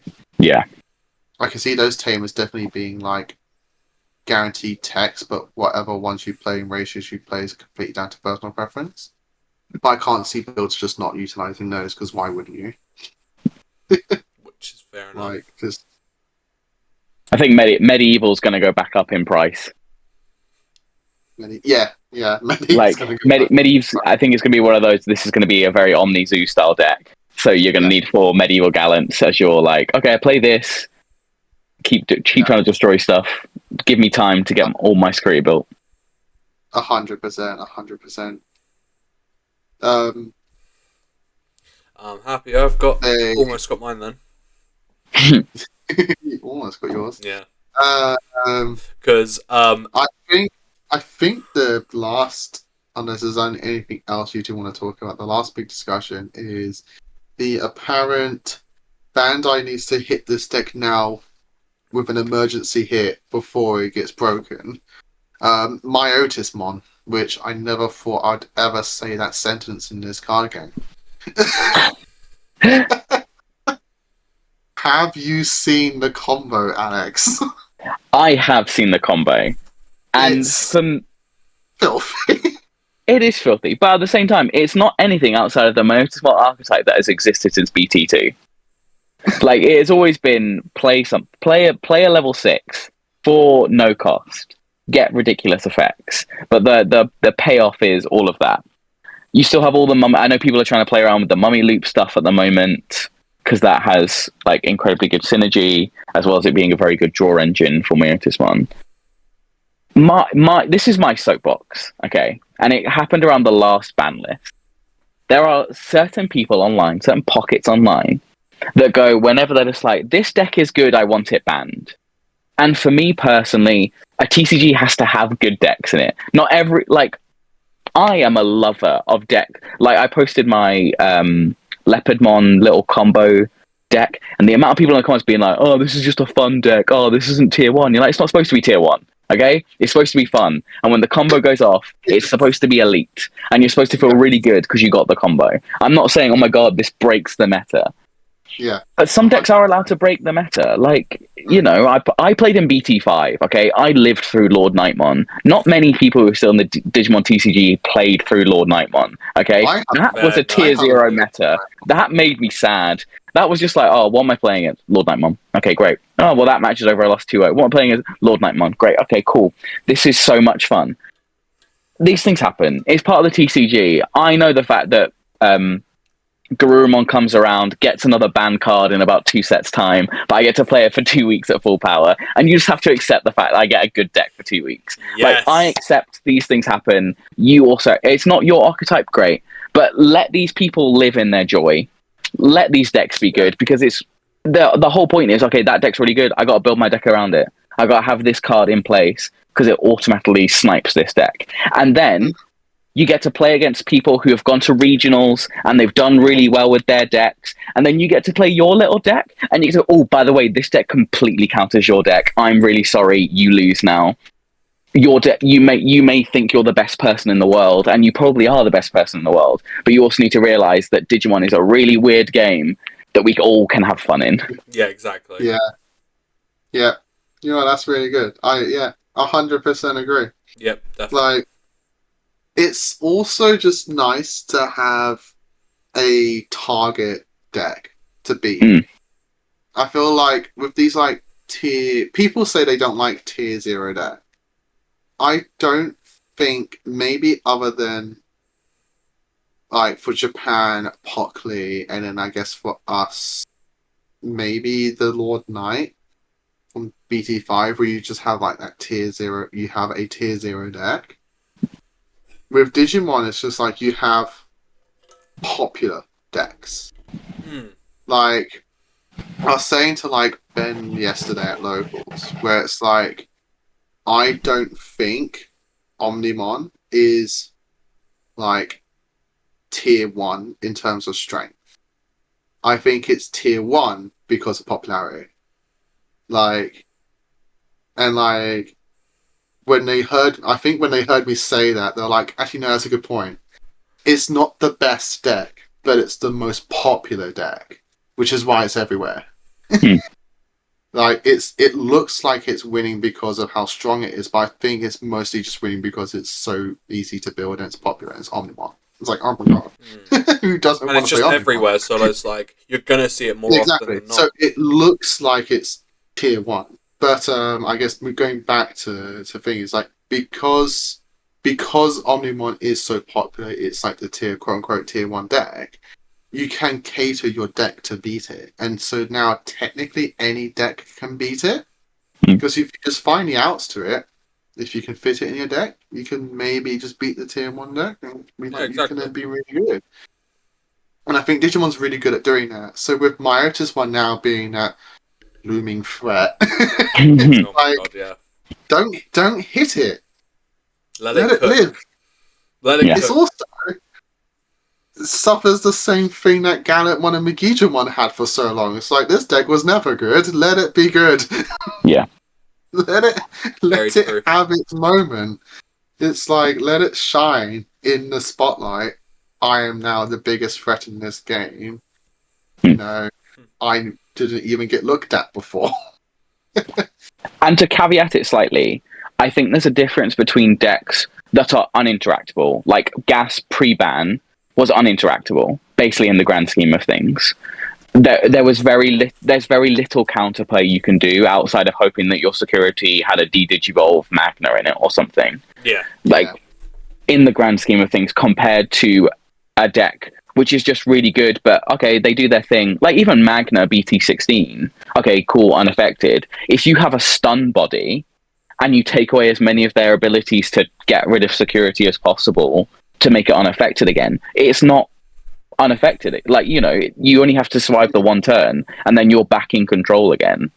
It's the problem. It's the problem of giving Magna 4 blinding rays that go, okay, I gain memory, get to do my shenanigans, and I get to activate my protection. Like, okay, cool, that card had to go because it made it there's nothing I can do about that. I just have to hope you don't draw a 4-off card.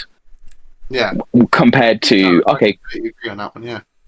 and so minus one is good. But if it's just okay, I'm going to do this one thing in one turn. I'm going to check 5 security. Okay, cool. I still have a turn after this to respond, and yeah, and if it gets to that point where it's like, oh, there's nothing I can do to respond, like it has too much protection, like you've got rid of my entire board. Okay, cool. Then maybe that's a discussion. But as far as I can see, it's like, oh, it's just really good. But as soon as it comes to my turn again, there are so many decks where I'm just playing and I'm like, oh, you've got like 5 bodies out. Is this puppets? 5 bodies? Okay, here's a random D-Digivolve. Okay, cool. That's got rid of your massive amount of protection. Cool, board wipe. Okay, now it's your turn again. I'll see how you respond. Like that's what Digimon's supposed to be. Yeah, 100%. I feel like. But how about you, Billy? Yeah, Billy. Yeah, definitely coming from someone who plays not very gimmick-heavy decks and them not being seeing much play. I definitely do agree with like, yes, decks being popular doesn't mean they're strong, because I have played Crossheart how many times, Joe, and it doesn't really matter that I don't do well. I can pull off combo multiple times, and yes, the deck is very repetitive, you can cool the plays so much, but when I pull off combo, I pull off combo. Like, there have been times where I've been able to go into EX6 and had enough memory from my tamers to be like, okay, cool, swing 2 checks, and now here's 3 Meteor Rock Souls, I win. Yeah. That's all off because I have to have a longer time setting up and everything. So, definitely see it like, yeah, I definitely agree that decks that are popular aren't strong, but you'll see them more often. So if you can find a way to deal with that deck, cool. And these more uninteractable decks, I think, need some sort of leash, I'm going to say. Not that they need to be completely reined in and just like cut in half, basically. Yeah, no, more along the lines of people finding techs to help the deck improve, like you said, Alex, how Magna X, just like because of that option, was able to get immunity very quickly. But then Joe found that Genai's House, Adventure Island, helps trigger his effect. So it's like he found ways to activate his immunity before a swing. So finding techs like that is the fun side of Digimon, because it's like, oh, that actually really works and helps the deck's main thing pull off now that this card is gone. So it's very much they need to kind of control the decks that have uninteractable states, and decks that, yes, are very much gimmick heavy, but then they do that gimmick well. They need to kind of find a balance between the two. If that makes any sense. It's finding like your deck has like something that's like really, really strong, like a mini loop or something, and you go, oh, that's really powerful. You know, we can't allow that. But it's just like it's taking, I think, into account how long did it take you to get there, and if the speed to get there is non-existent, then that's ban worthy, like preemptive ban worthy. But like we took a look at the video on like someone trying to put it off, and like they're up against like, because the joke pointed out as well, it's like they're trying to show off the combo. Why are they up against Tyrannomon? It's like, oh yeah, cool. So yeah, the deck that just like does 2 checks maybe. Okay, yeah, I got time to build up this thing against that. Yeah, it's like it's not a fair comparison. Like if you compare it up to like, I don't know, Gas, something like, or Gallantmon, where it's just like, yeah, cool. Can it build this thing up towards against a deck like that? That's very very common. No, okay, it doesn't matter then. I also not that just, great. Yeah. also thinking about it, I think they need to do something with the aces, because it's getting to a point. I've been seeing this a lot, where it's getting to a point where it's like, half the time you're like, right, I could swing. They could have this ace that will do this, this, and this. Wait, they could have this ace that could do this, this. It's like, really? Like, I understand that's the whole point of the aces. I understand that's the whole point. But when an ace is basically a board wipe half of the time, it's like, really? That I can get behind. Yeah. Yeah. When it's like, oh, I'm gonna do this on your turn when you swing. You now can't have anything on your board. Like, really? See, whereas to me, I'm the opposite. Like, I personally feel, and this is the dichotomy of Digimon TCG, like all of the Facebook message boards and everything. Literally. But like, I personally feel that aces have very little reliability now, because I find so often that either when I'm swinging or when someone else is swinging, you're deleting a 5. Like if I'm, whereas before deletion was kind of around the 6k mark, it's now gone up to 8 or 9k on so many things, or like in Gallant's case 10k. So my personal thought was like, I think they need to start creating some like Magnet X style protections, but for level 5s, because aces from like they've made DDG more prevalent. Like they've made a lot more black combos with other color cards, and they've decided that DDG is kind of black's gimmick, and I think that's completely fair. I love how they have gimmicks for colors. Yeah, 100%. But so many more cards have access to DDG Evolve now. Like Green has it with Rapidmon, Gas has it with the Blitz Grey, and that's the greatest removal in the game. There's very little protection from DDG Evolve, and so for me, I'm like, I feel aces are becoming less and less common, because either I play around it, I delete your 5s, like, or when I was playing against Joe last week on Monday, I was like, yeah, there's no way you're playing Zephyrwargames ace on top of your medieval Gallant. But I had to play around it, because I was like, because if I swing here and you can wipe my board with Zephyrwargames, and then I just lose. So I was like, okay, I have to play around it. Tried to play around it, didn't manage to play around it, my own fault. But it was a learning curve for me to be like, okay, cool, if this happens in the future, how do I play around it? And that was only happened because it was a hard-played medieval Gallant that could go into an ace. Yeah. And the same thing happens with Paladin mode. Like, as soon as Magnet X like goes like, have they got Paladin mode? I don't actually care. I don't get rid of my sources. Like, okay, cool. Okay, I might lose my protection. I'm swinging with like a big body, and then it's just like Digivolve. Like as soon as I can get rid of this thing, Digivolve it, 5 memory back. Cool. For not that much. Like I feel aces aren't quite powerful enough in regards to where we are in the meta. Very fair. It's like the aces aren't powerful enough, not because they're not powerful, it's because the things that they're going on top of aren't safe enough. Yeah, I can get that mentality. Yeah, definitely. I kind of like miss level 5 aces though. Lying around. All aces now are just in the 6s, but I kind of missed having like a quick level 5 like in the early game. You know, like Zudamon. Okay, cool. You know, yeah, like the good old Zudamon. The Zudamon ace was great. You know, people didn't like it. I liked Metal Greymon. Like Angelmon, like just -6. Yeah. Yeah. I do kind of miss level 5 aces if we're talking about those. I kind of wish that they made more things. But I also want them to make common aces. Yeah, true. on a rarity standpoint, like I loved that they made that Raidinmon ace a common. Yeah. Dude, that's awesome. Do more of that, please. Maybe bring level 5 aces back, but as commons. In sets. Like that'd be really, really interesting.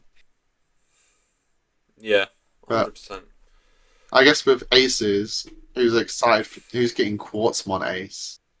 I'll probably try and pull one.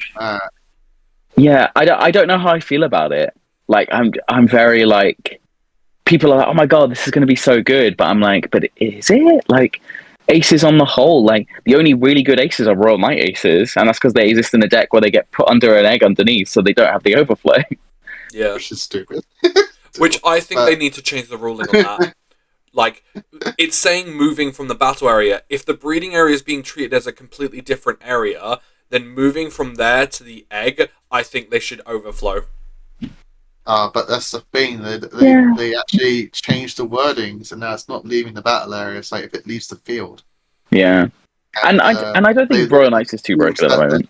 The egg area is the field, so that's why he doesn't leave. I was glad they hit Purge, because like Purge is what was making the aces ridiculous. Because it was just like, okay, cool, suck up, come back out. It's like, please stop. I think with the new Quartzmon I have a wife Ace, and kids. So going off of the Quartzmon Ace and everything, it's not as strong as the normal Quartzmon, because obviously with the normal Quartzmon you're gaining back the memory from all the suspensions, whereas this, you're suspending all Digimon and Tamers, but then you only get to delete one. So at the same time, never deleted anything. It just gained memory and just like exactly. things in place. So it was ridiculous memory gain. It's the removal. Yeah, it's the trade-off between getting the memory from Quartzmon from this to now deleting something every single time you swing. So, but then at the same time, use a massive option card and delete it. That's 5 memory for you minus on your option card. So, it's that trade-off of being like, yes, I'm got this big boy on board, but one option card that can kill me, and you're getting 5 memory back. So you could potentially keep turn if I give you enough memory, but I'm just excited that Diablo 1 now has a searchable level 7 ace. Oh wow. That's my main care about it. It's like, yay, Caramon can grab a level 7 that can blast Evo. Yay. Doesn't do much for it other than just the fact I got potential removal when you swing, but that's about it. But it's just cool. But that's all you need, right? You just need your opponent to think, do you think they're playing this? No, there's no way they're playing this. No. Are they playing it? And just to give that little thought, so they're not. It's not just brain dead. Okay, loop my combo, blah blah blah. It's like if they have the ace, my combo is done. That's Literally. It. That's it. That's what I want. Yeah, I think that's the only thing we haven't talked about is Dark Knight one. I think it's just like I didn't like the Dark Knight. I was very vocal in the fact that I was like, these are not the one Bandai. These are too expensive. This is the only thing this Dark Knight one I think has going for him is that it can evolve for free on a Nightmon text. It's like that's the only thing that's I think. Yeah, I think this one's more focusing around that it's digivolving. I think to me with Dark Knight one, it should have never been a Digicross deck. No, it should have always been an Evo deck. Yeah, 100%. Like, I think they're focusing on that more now with these cards. Yeah, it's just because then he's that actual antagonistic to the mechanic of that franchise. He's just like, no, I refuse to do what you do. I counter you by just doing canonical Evo. Yeah, that was also the main problem. They should have just been like, okay, cool, if you want to do this, and it's like, okay, you get something for Digivolving, you get a better effect if you Digicross. Because the Digicross is 4 costs, like you're always passing turn, because there's very little memory gain in black. Yeah. But the whole point was that Nene then gave blocker, so you're passing turn on 1, but then you've got a big blocker on the field for only 4 cost, which at the time was not back in the day was alright. I don't think it's enough. Being 8K, it's not. But now having retail is interesting. I mean, they had retail before, didn't they? The last one that they gave. The Axe gave retail as inherent. BT23, 19, one of those. But like, it wasn't a very good Axe one outside of it compared to the other ones. Like the other ones were much better for archetype, for like finding your pieces. But now this one's pretty good. Yeah. I was saying, so like I had a brain dead moment of like a little while ago with Shirag. I'm like, because they just revealed the alt art for Regulation Battle for it, and I like read to him. I was just like, dude, why isn't Dark Knight just like abusing this guy all the time? Swing, tuck, evolve, like just do that. Who cares about on playing Digicross? He's like, yeah, but you have to tuck from field. And I'm like, oh yeah. Oh yeah. That's that's true again. That's bad. Which when they reprinted it, I know Bandai doesn't do it, but they should have like added from hand as well. Like change the text. Just make it a bit better. It's alright. I'm sure they'll release more Night. If they've done this little infusion of Nightmon, at some point we'll get another Nightmon, and it will kind of it'll do something. Yeah, going off of the Deadly Axemon and Skull Nightmon, they're digivolving off a level 3 with Nightmon in text. So there's got to be something. All the Motimons, all those Monitormons, and Kotimon. Oh yeah, and Kotimon. So we must be getting a new Monimon soon. Random. I forgot about that because I was like, when I heard it, I was just going, "Oh, can we do yellow-based Dark Nightmon again?"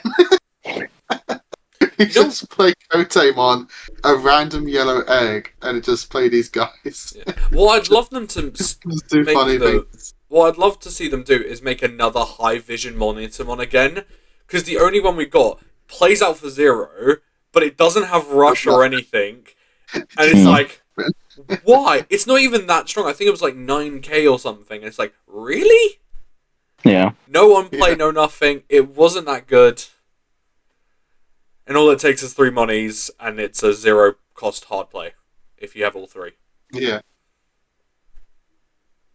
So I'd love to see them do that again, but yeah, I like it when Dark Knight gets something because he's a cool dude. Like, it's nice to see it do well and get some things, but I think they could be a bit better with him. I don't think they have to hold the brakes on him so much like with other things.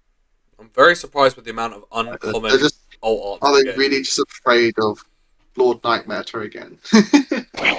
Like, dude, this from years ago. There we go. Yeah. I think we're okay with another Lord Nightmare.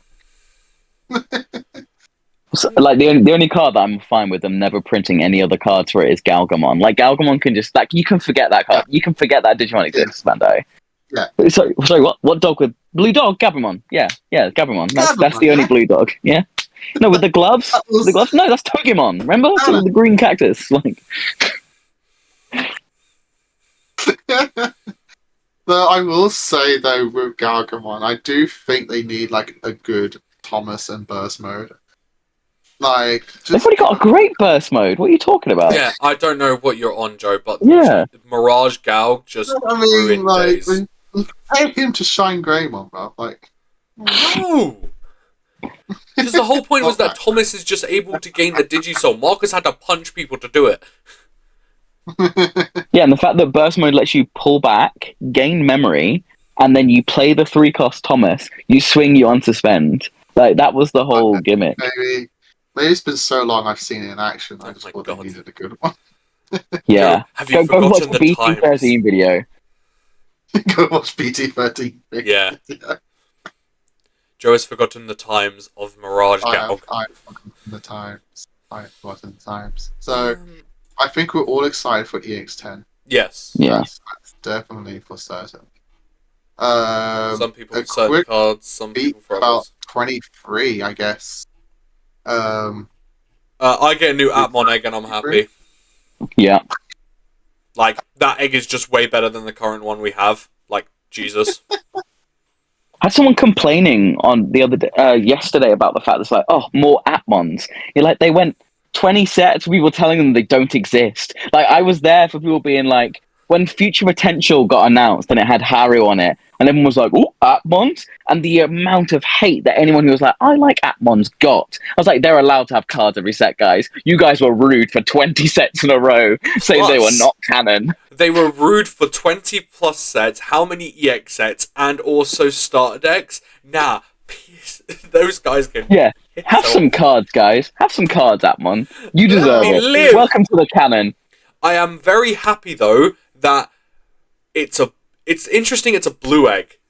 So, interesting. So, I think I can defend them for one reason. Don't be fighting words.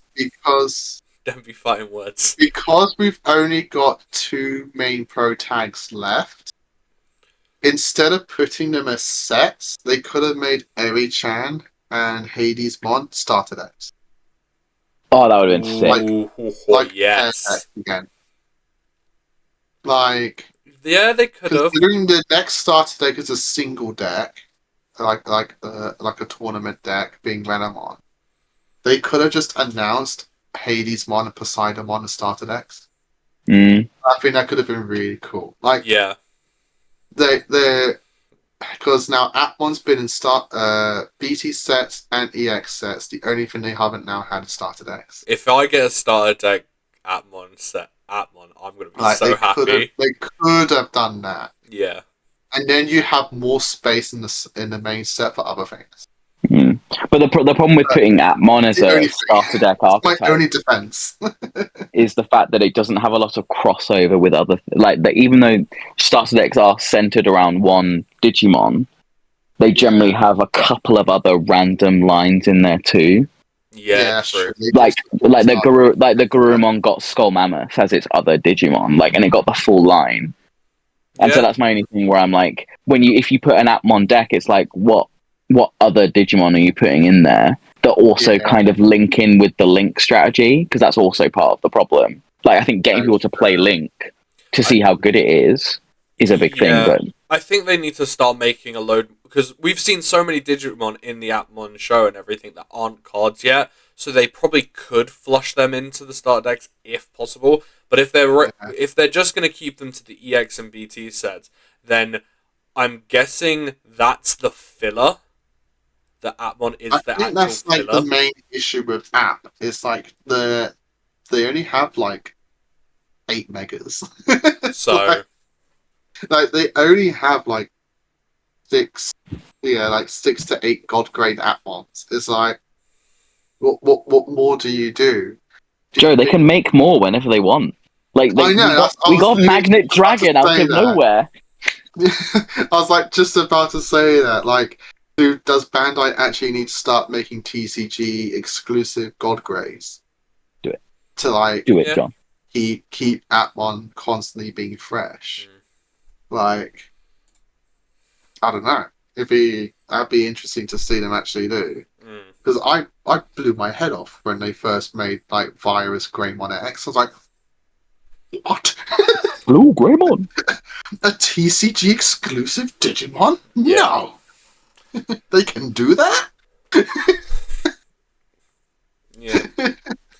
So I think that is everything we've talked about EX6 and BT20, EX10 and BT23. Yeah, because 23, the only other thing they've been revealing is the champions for the Hoodie line. I guess, what do you think about that? The fact that they have no inherents. Yeah, and this and just the Hoodie trait. I like that they're all going to be like crossing over again. Like I'm a big I have fallen in love with CS and all that, where it's kind of just like, hey, every Digimon that has this trait, like, have fun. Yeah. I love it because I enjoy the chaos of Digimon, like chaos. But yeah, no inherents, and they just all have alliance. But maybe they don't need inherents, you know? Maybe it's going to be some hard playing level 5s. Yeah. Or DNA level 5s. Yeah. Oh. That'd be nice. Yeah, because Hoodie seems to be liking to go wide. Yeah, will they be Jogress level 5s? I didn't think about that. God, what's Kabuterimon and Golemon going to Jogress into? With Seedramon as well. Like, what? Wow. What? What are they going to become? But I need to apologize to everyone at locals for terrorizing them with Belphimon. Like, it's gonna be a slow battle. Like, I'm gonna eventually figure out the list again, and then you're all gonna be like, "Fuck, it's Belphim person again." I'm really sorry. Yeah, it's coming back. Alex and be like, Belphimon? Yeah, cool. All right. Yeah. What else am I playing, guys? Come on. Exactly. I'm getting two sets in a row of Belphimon support. What else am I going to be playing? Join us in the bank account wants to kill us club, Alex. Yeah. So, especially whenever those all arts get announced. Oh, yeah, because you got to get those. Yeah. And I got to fight against Demon Lord players for them, who are up there as the most I've got to bling my deck out most players that exist. Yeah, they sit on top of their pedestal with Royal Knights. It's like, I need everything to be fully arted. Everything must be gold. Everything gold. Alright, well. Before, actually, going off that alt art. Oh, yeah. I'm just counting technically speaking, there is 10 cards in this set that I need alt arted. Because almost all of the Atmon stuff have a monocolored border alt art or actual alt arts. You're joining my category with Gurus Cameraman. Come on, Billy, it's so worth it. I love all of my only DM cards that I have that are full color border of the Gabimons. I love them. Yeah, so I have a rule when I alt art decks out. So, obviously, Cross Art is fully alt arted. I don't really care about it because that's my favorite deck. But when I'm going for another deck and alt arting out, I skip secrets because of how expensive they are. If I pull one, cool. I get it. So what? But I think I'm going to be skipping the God. Because it's a secret again. So I'm like, oh no, not again. The God grade alt looks so cool. Yeah. It does look very good. But to be honest... Cool. Look at him in his golden majesty. But also, I do like the regular art where he's holding the orb in front of him. So it's one of those where it's like cool well. The alt art and regular art are very much on the same level for me. So if I pull it, cool. If I don't really mind. I just want the 4 of the regular art. So I am a sucker for full body pose, and that alt art is majestic. Yes, it is. Look at me. Gaze in my glory. Yeah. But I do have to get 4 SR alt art of Wardamon. So that's going to be fun. Oh, Wardamon, yeah. Yeah, Wardamon. So just don't buy in the pre-sales, Billy. Don't buy the pre-sales. I'm learning from that. Yeah, I'm waiting until the set comes out fully from now on. Yeah, I've learned that issue. So I'll buy my boxes, I'll open them, get the and then I'll wait. boxes, and then wait on the rest. Yeah. I think I'm going to have to really force myself to do that this Well, set. So it's so annoying. I'm looking tempted, you know. No. Yeah. We need to get better at being like, oh, I pulled all of this. Okay, we'll just share this for a little bit. We'll just share cards. Yeah. We won't build the same decks at the same time, and then as soon as like cards drop, we're like, okay, there's your cards back. Now you can buy these. That's it. It's just annoying. There's so many of them that have full border you colours. said don't build the same decks at the same time. It's like 8 people who want to play Blackwall Greymon. They can have my cards. I could borrow them for a little bit. I'm not playing Blackwall Greymon.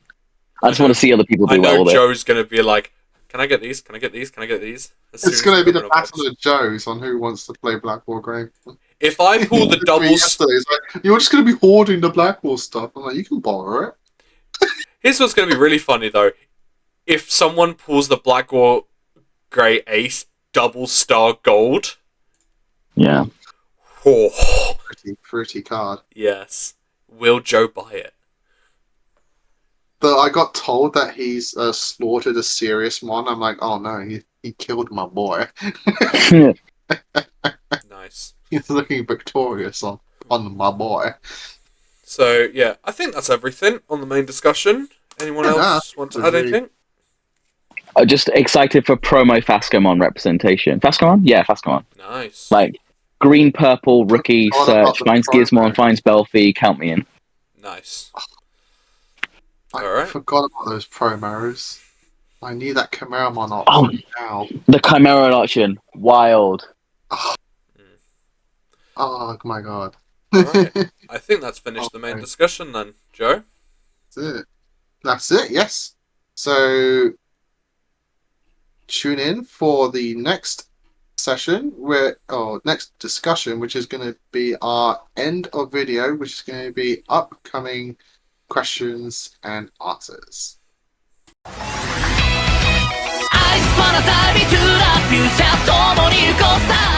And we are back in our end phase, finishing off the video with questions and upcoming videos.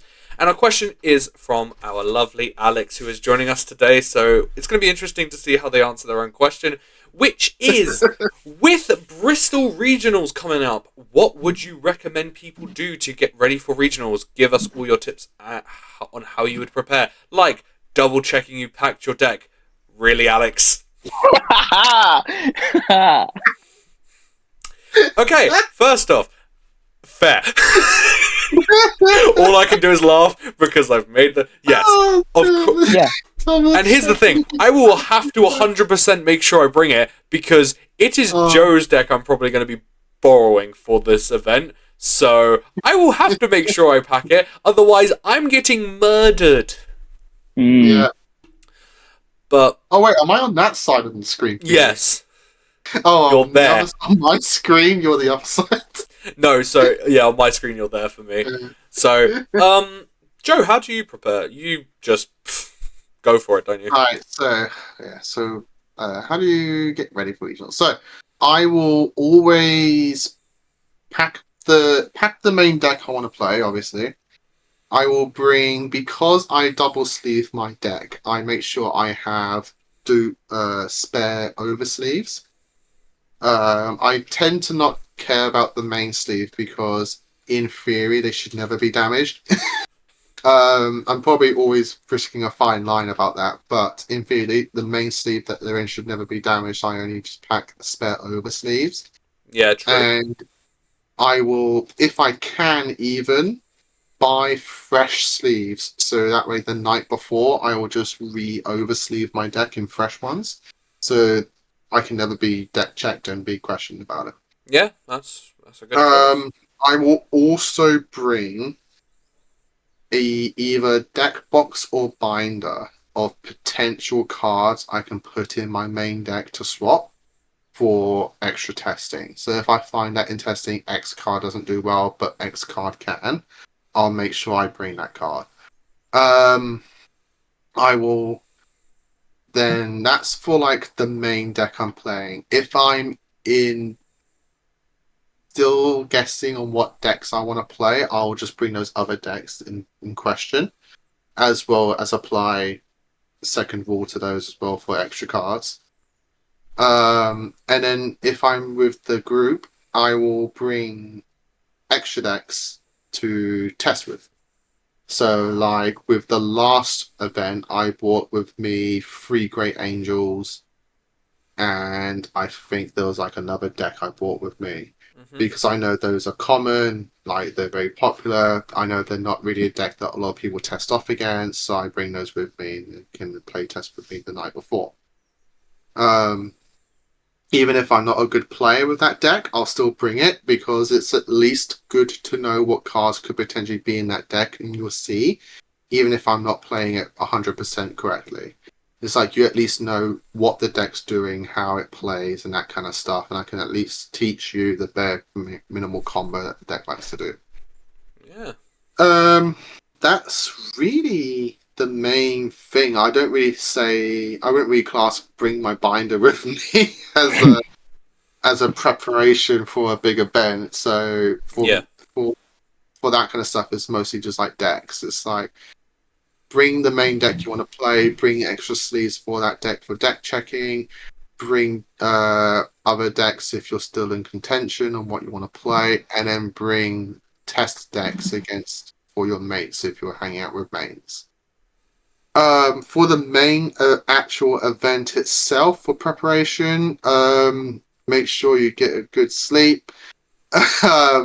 Make sure you're pre-packed beforehand, obviously. And I tend to make myself something to eat because... Yep, 100%. And drink. Because last thing you want in like an 8 to 10 round event is to be hungry. With no break, mind you. Because they never do breaks. On very, very rare occasions do you get a break. And that break is probably only like 20 to 30 minutes long. Yeah. So the last thing you want to be doing is in your like halfway through the whole event and you're hungry. Because that is attention away from your brain to actually be focusing on the match.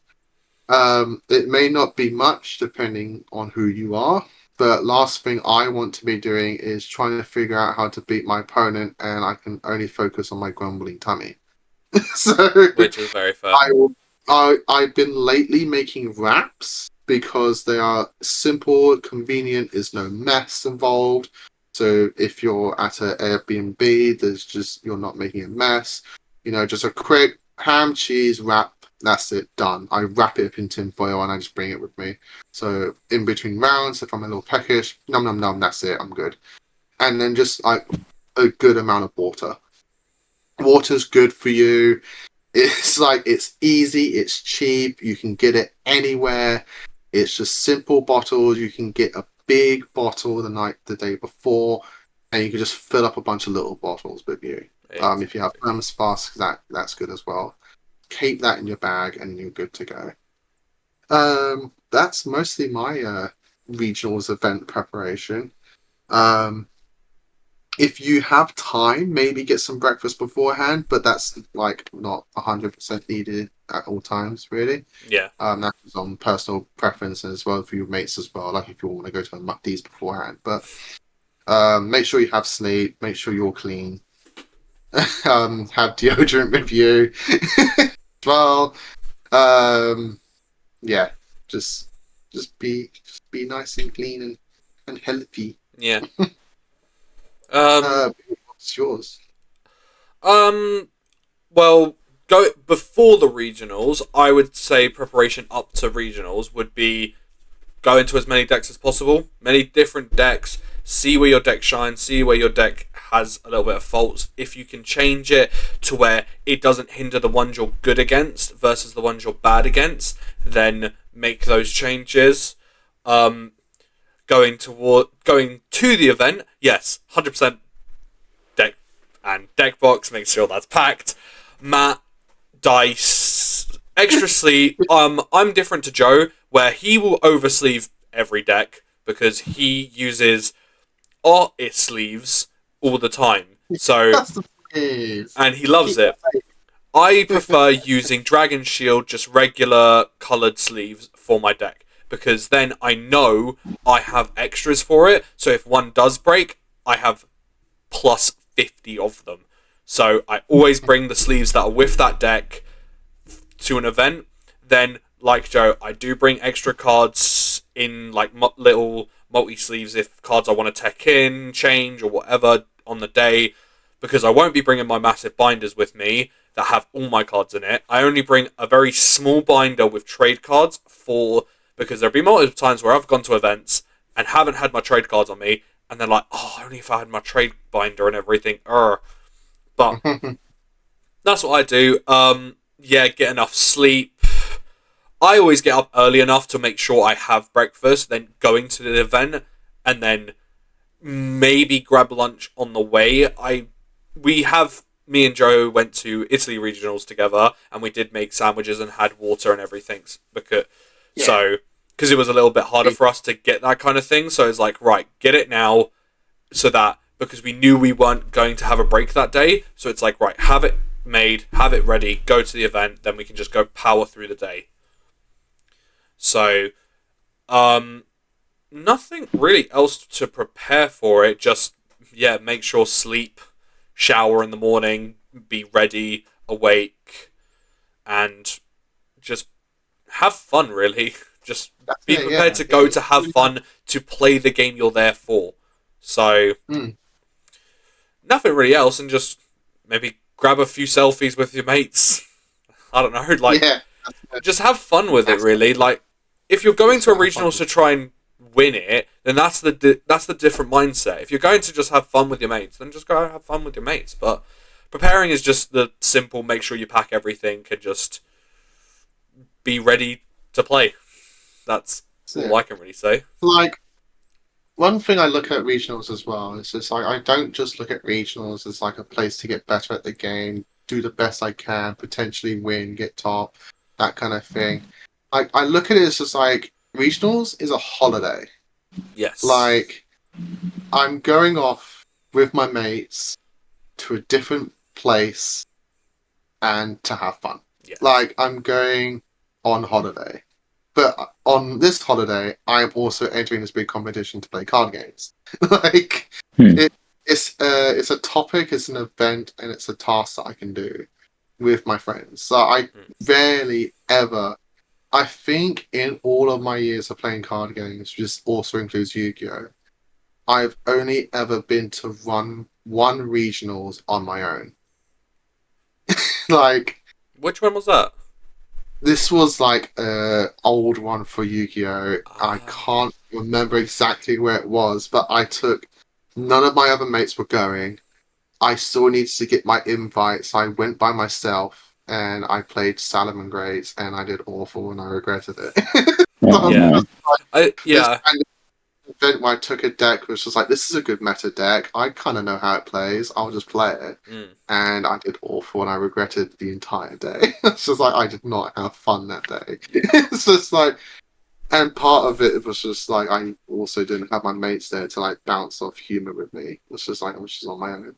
So like Like in I guess between that's rounds, just cool scrolling on the for phone. like my advice for big events. It's like if you have friends, try and all go together. So like with this Bristol one just come up, like we had like at least 15 people, I feel like, in a big WhatsApp group chat, just like it's live in 30 minutes, guys. It's live. Come on, here's the link. Go, go, go. Yeah. And we all like, did you get it? Did you get it? Did you get it? And Just we're like, like, yeah, oh, got it, got yeah. it, got it. And then it's And it's also just go on, Joe. so fun just getting the tickets. Yeah, another thing just for for preparation to go to a regionals is probably obviously the main thing is the travel side of it. Like understand who you're going with, how you're getting there, where you're if you're planning to stay there, where you're staying, and just like have that prepared even more so than everything else, because if that's done, Yeah, it's worry 3 out of your mind. You don't have to worry about it. You can then just focus on, right, I can now just prepare my deck ready. So yeah, like this year going to Bristol, for example, I'm traveling up with our good friend Shane, who has been on the podcast before, and we're both driving our bikes up there. It's going to take us a little bit longer because we only have 125 cc's and we're not allowed to go on motorways. But that's the enjoyment side. Like, yes, I'm going to Bristol's for a regional, but then I get to also go to Bristol. I've never been there before, and then also not travel on a motorway, which I think is seen with a scenery better because you're not staring at just a asphalt road for that's it. an Yeah, hour and a half.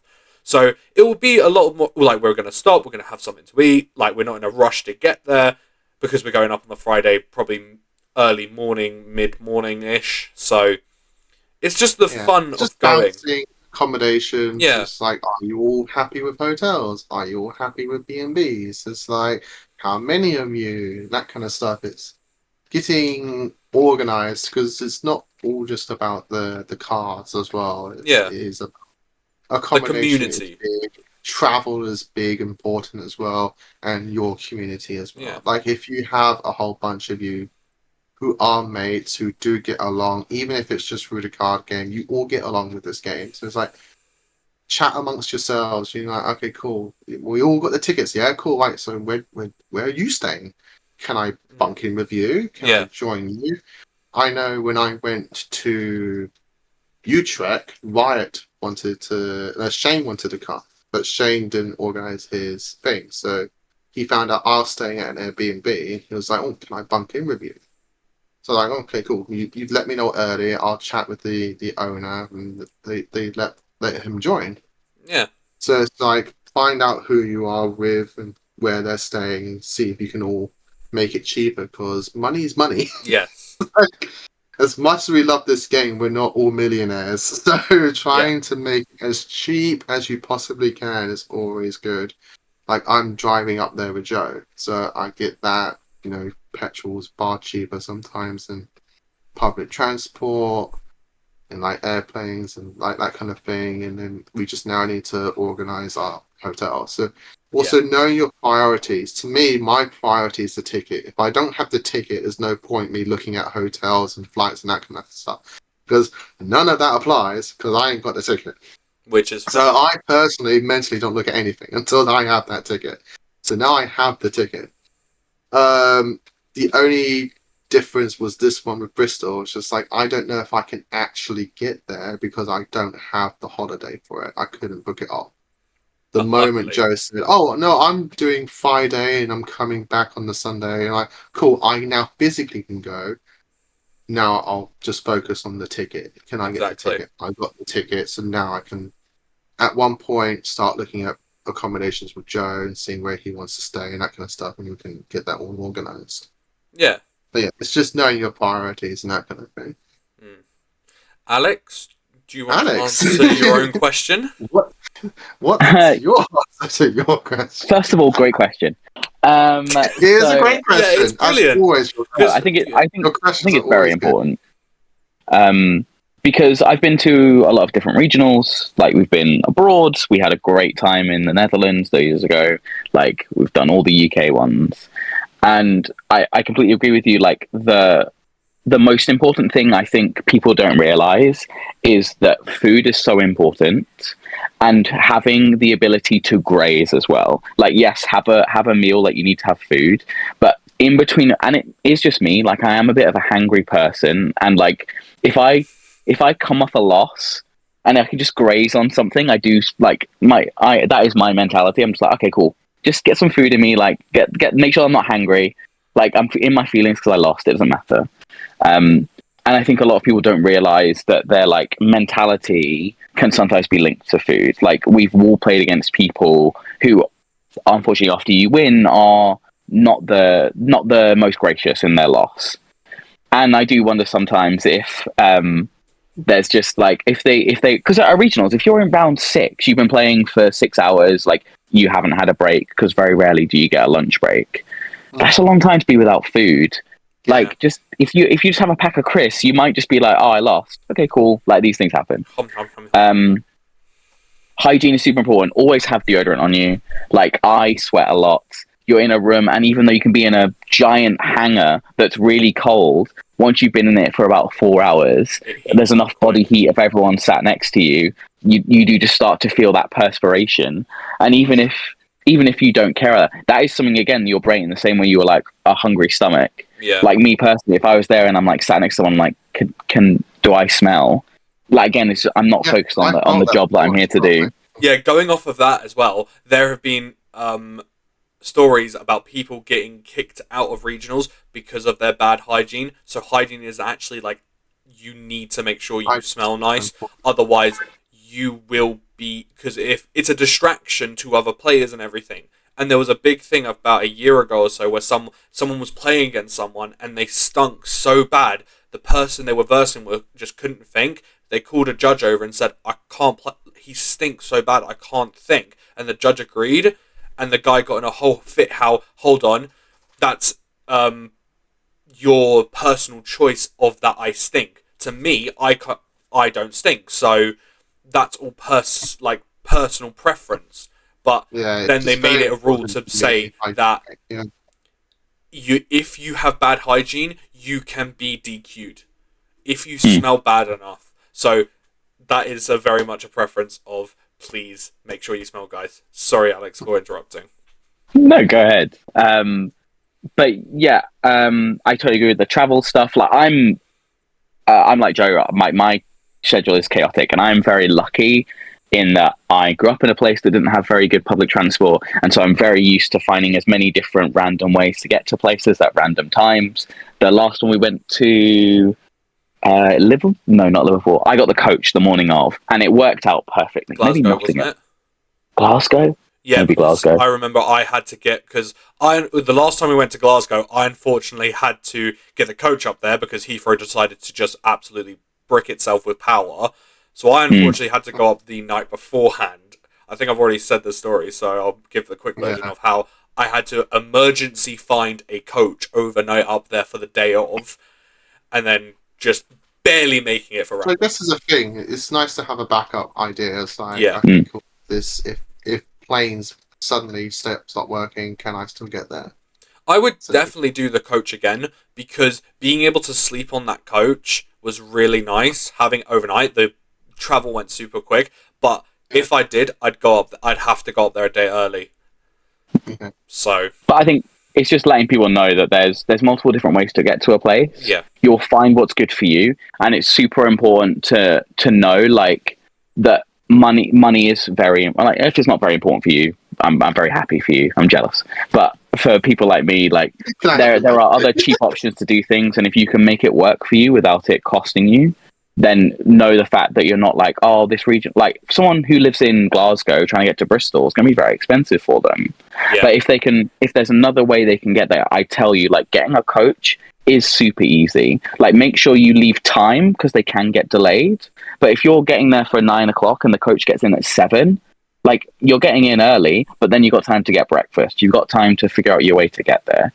And if money saving is super important, as it is for me, that's definitely an option for people to have it. Coach is one of the most cost-effective travel options in the UK. So it is one of the most cost-effective. Yes, it may take a bit longer because it does travel a lot slower. Make the time. Unfortunately, yes, time is going to be your biggest enemy, but you've got to make the time for it. You can be surprised where coaches can actually take you. Yeah, and in the speed. Anywhere. Me and Joe were very surprised when we got our coach from Heathrow Airport to Luton Airport. It didn't tell us anywhere, but we had to make like 1 or 2 stops beforehand, and we were like, "Thanks for telling us." Easy. But my other one is get comfortable with I know you're saying about like play different decks. Like absolutely find the deck that's good for you. But my worst regionals, the one where I felt worst, was a deck where I was unprepared. I can't remember why, but I was like, I'm just going to take this deck. Like, I'm just going to take it. Like, I think it's good for the meta, no testing, like, blah, blah, blah. And then I had an awful time because I didn't like the deck. The deck didn't work. And I was just like, I would have had a much better time if I had played even something that wasn't particularly meta good, but I understood and had fun playing with. And the flip side to that is me playing a deck that everyone was like, this deck is rubbish. And then me doing really well with it, because they don't know how to play against it, which is a huge boon when you're playing Digimon. If you have a deck that someone's just like Miraculous Mega Knight, the amount of people who are like, okay, delete your level 6, and you just go, my guy, I have the thing, and then you just go, okay, cool, Omnimon, board wipe, and they go, oh, I forgot Omnimon did that, and you're like, yeah, that's why I play the deck. So true. 100%. Yeah, I forgot to mention that one. Yeah, it's always good to have that comfort deck. Like, I know I can just pick something like Gamamon or Gallant and just go somewhere and play it. And even to a point, Blue Flare as well. I know I can always just, like, if I need to just play something, I can just pick one of those decks, enter the event, and maybe not do well in the sense of getting wins, but I know I've done well in the sense that I've played the deck correctly. Like I've done exactly, the best I can with the deck I'm given. But obviously, if you have ample amount of time, play test the meta decks, find one that fits your play style that you can learn to enjoy as you're learning to play it.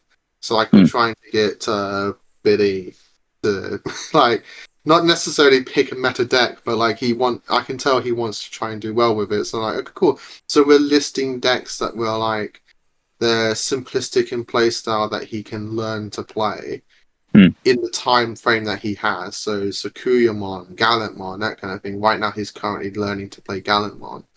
But in the back of his mind, he knows that he can just pick Shine Greymon and just play that and have fun with it. He can pick Crossart and just have fun with that. Yep. And you'll know that, at the very least, again, that he knows he's playing the deck that he enjoys correctly, and win or lose.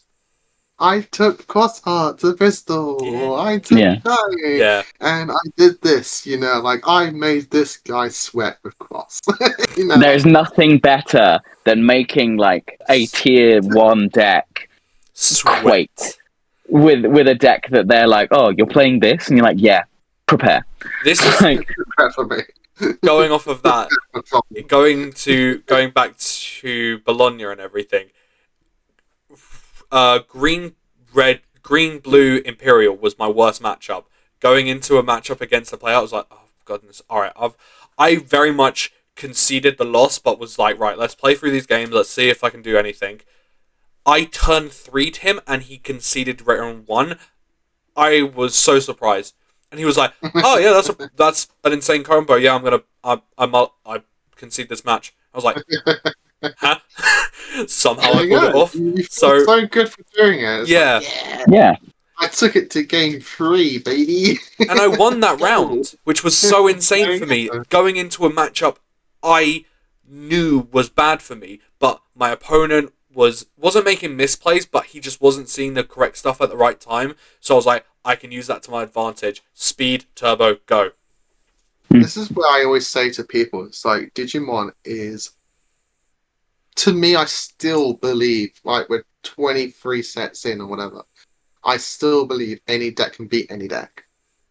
Because Digimon's so focused on luck.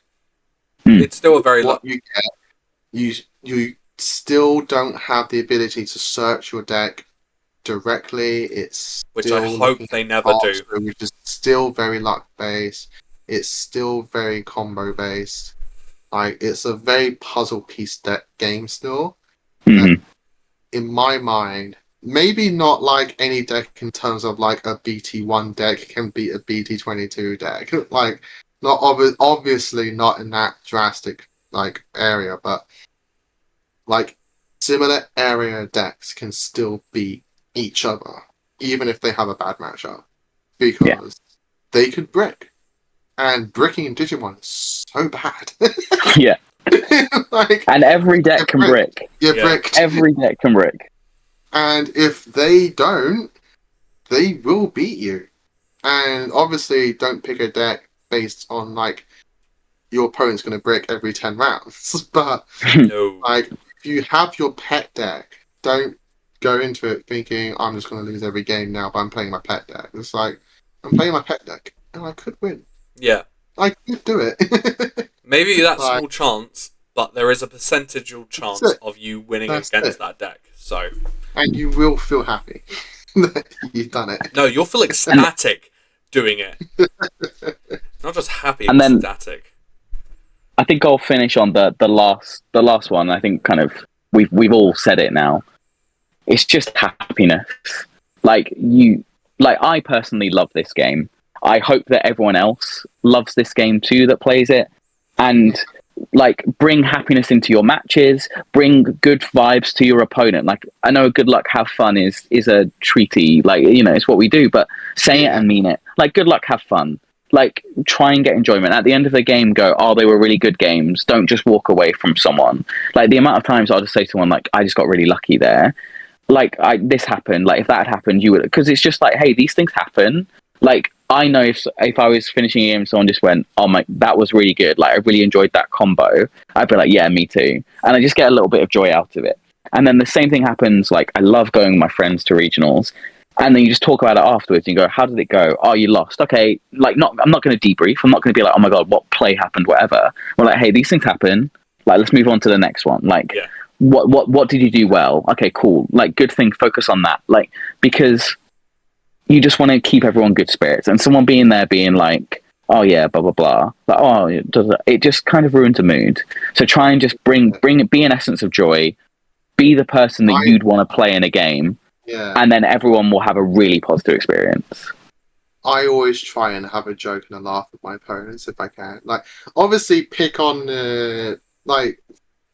pick out the area, you know, like, you know, if you can tell they're not in a joking mood, don't force it, you know, just be polite, just, you know, do your thing, announce what you're going to do, that kind of stuff, you know, like don't try and like be cheeky, you know, just be polite. 100%. You know, shake your hand and go off. If you can tell the mood and atmosphere is not there, but if you know they're a jolly, happy person, have a laugh with them. Pick somewhere. Obviously, don't have a laugh with them so you're delaying the game. But you know, they go, that was funny, that kind of stuff, and just whatever. And try and like analyze who you're up against. Like it was Italy, and this person, I got a message from Tony about one of my opponents. And that they said that they loved facing me because of how polite and friendly I was and helpful I was. Because I was literally coaching their turns. Oh my god, because really? It's like second round before it's finished. And I can tell that they're fresh with Sakuyamon. Ooh. And I was on Gamma and I was coaching what they were going to do. It was just like, I was in the terms of like, I was reminding them of their triggers. They're going to do something and go, cool, if you have this, you can do that, you can do this, you can tap that over there. and I'm coaching them through it because I knew that they weren't comfortable with it. We ended up in a draw, but I could have won if we had time. But, Fun. like, if you know if it's last in the rounds, you know, like, obviously don't just give them the win, but if someone's struggling, help them out a little bit. If it's not too much, if you know something's going to happen, just remind them. I feel like that's common courtesy in a way. Obviously, if they're like tier 1 meta and they forgot it, don't remind them like 2 turns after. You know, I don't know.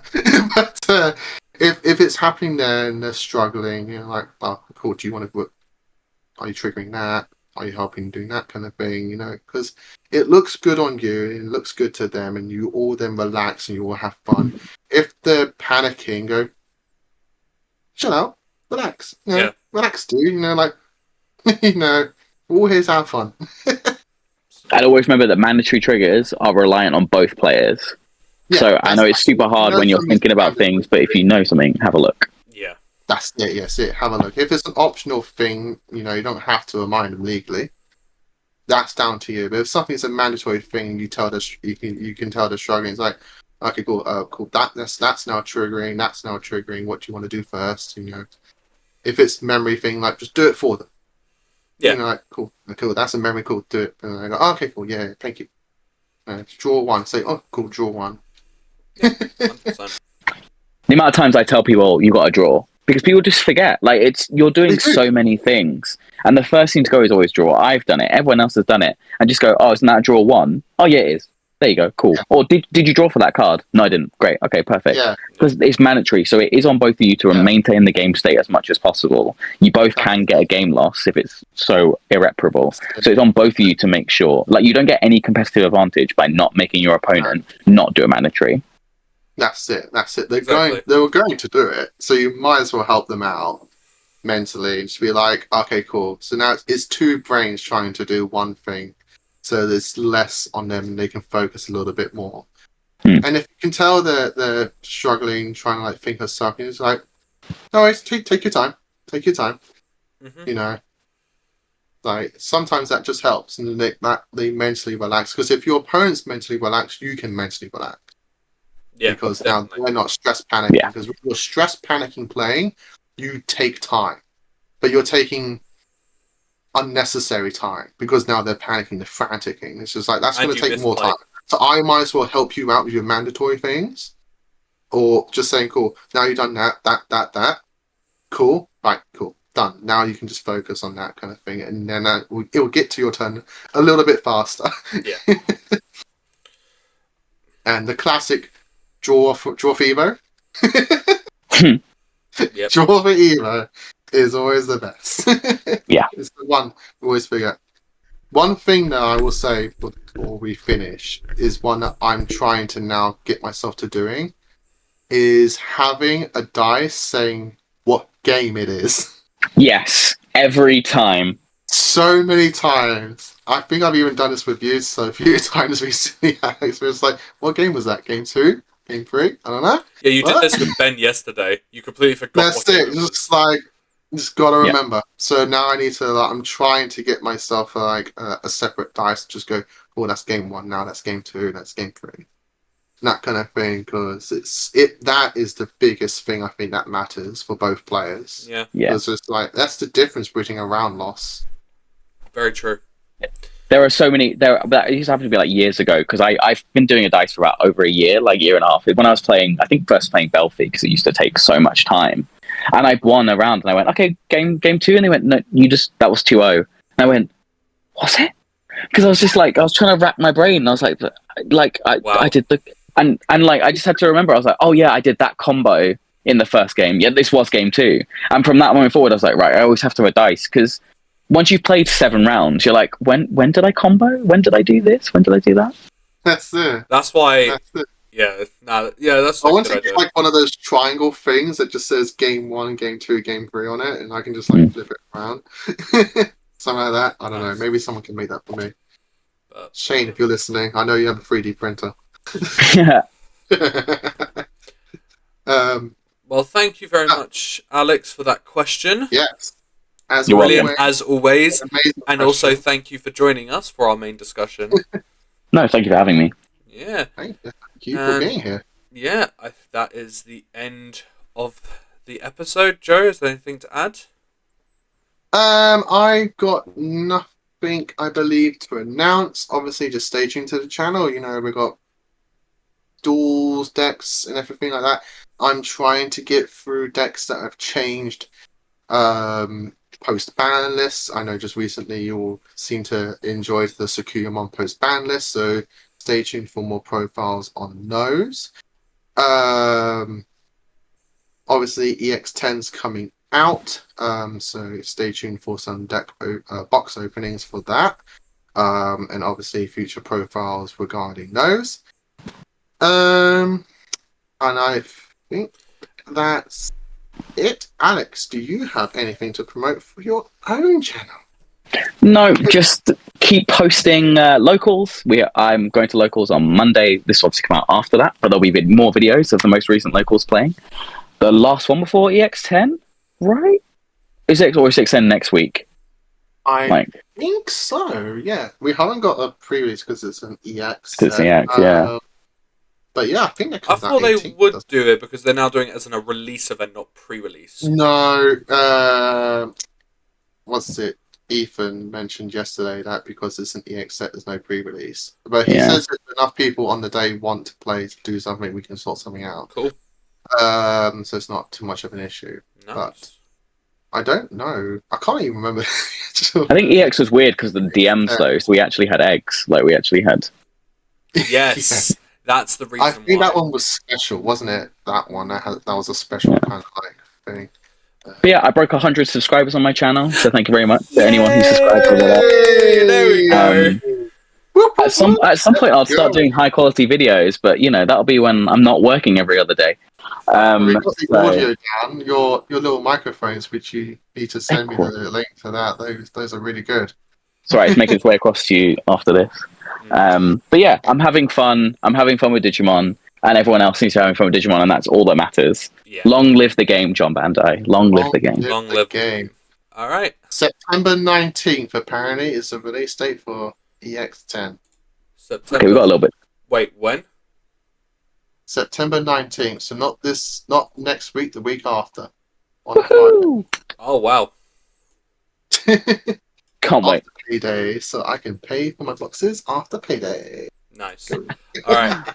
Well, thank you very much, guys, and we'll see you all in the next video. Actually, what have you got, Billy? Billy, do you Billy, what have you got? Appmon deck profile. I've got to try. I've been trying to get that recorded and everything, so new Appmon stuff.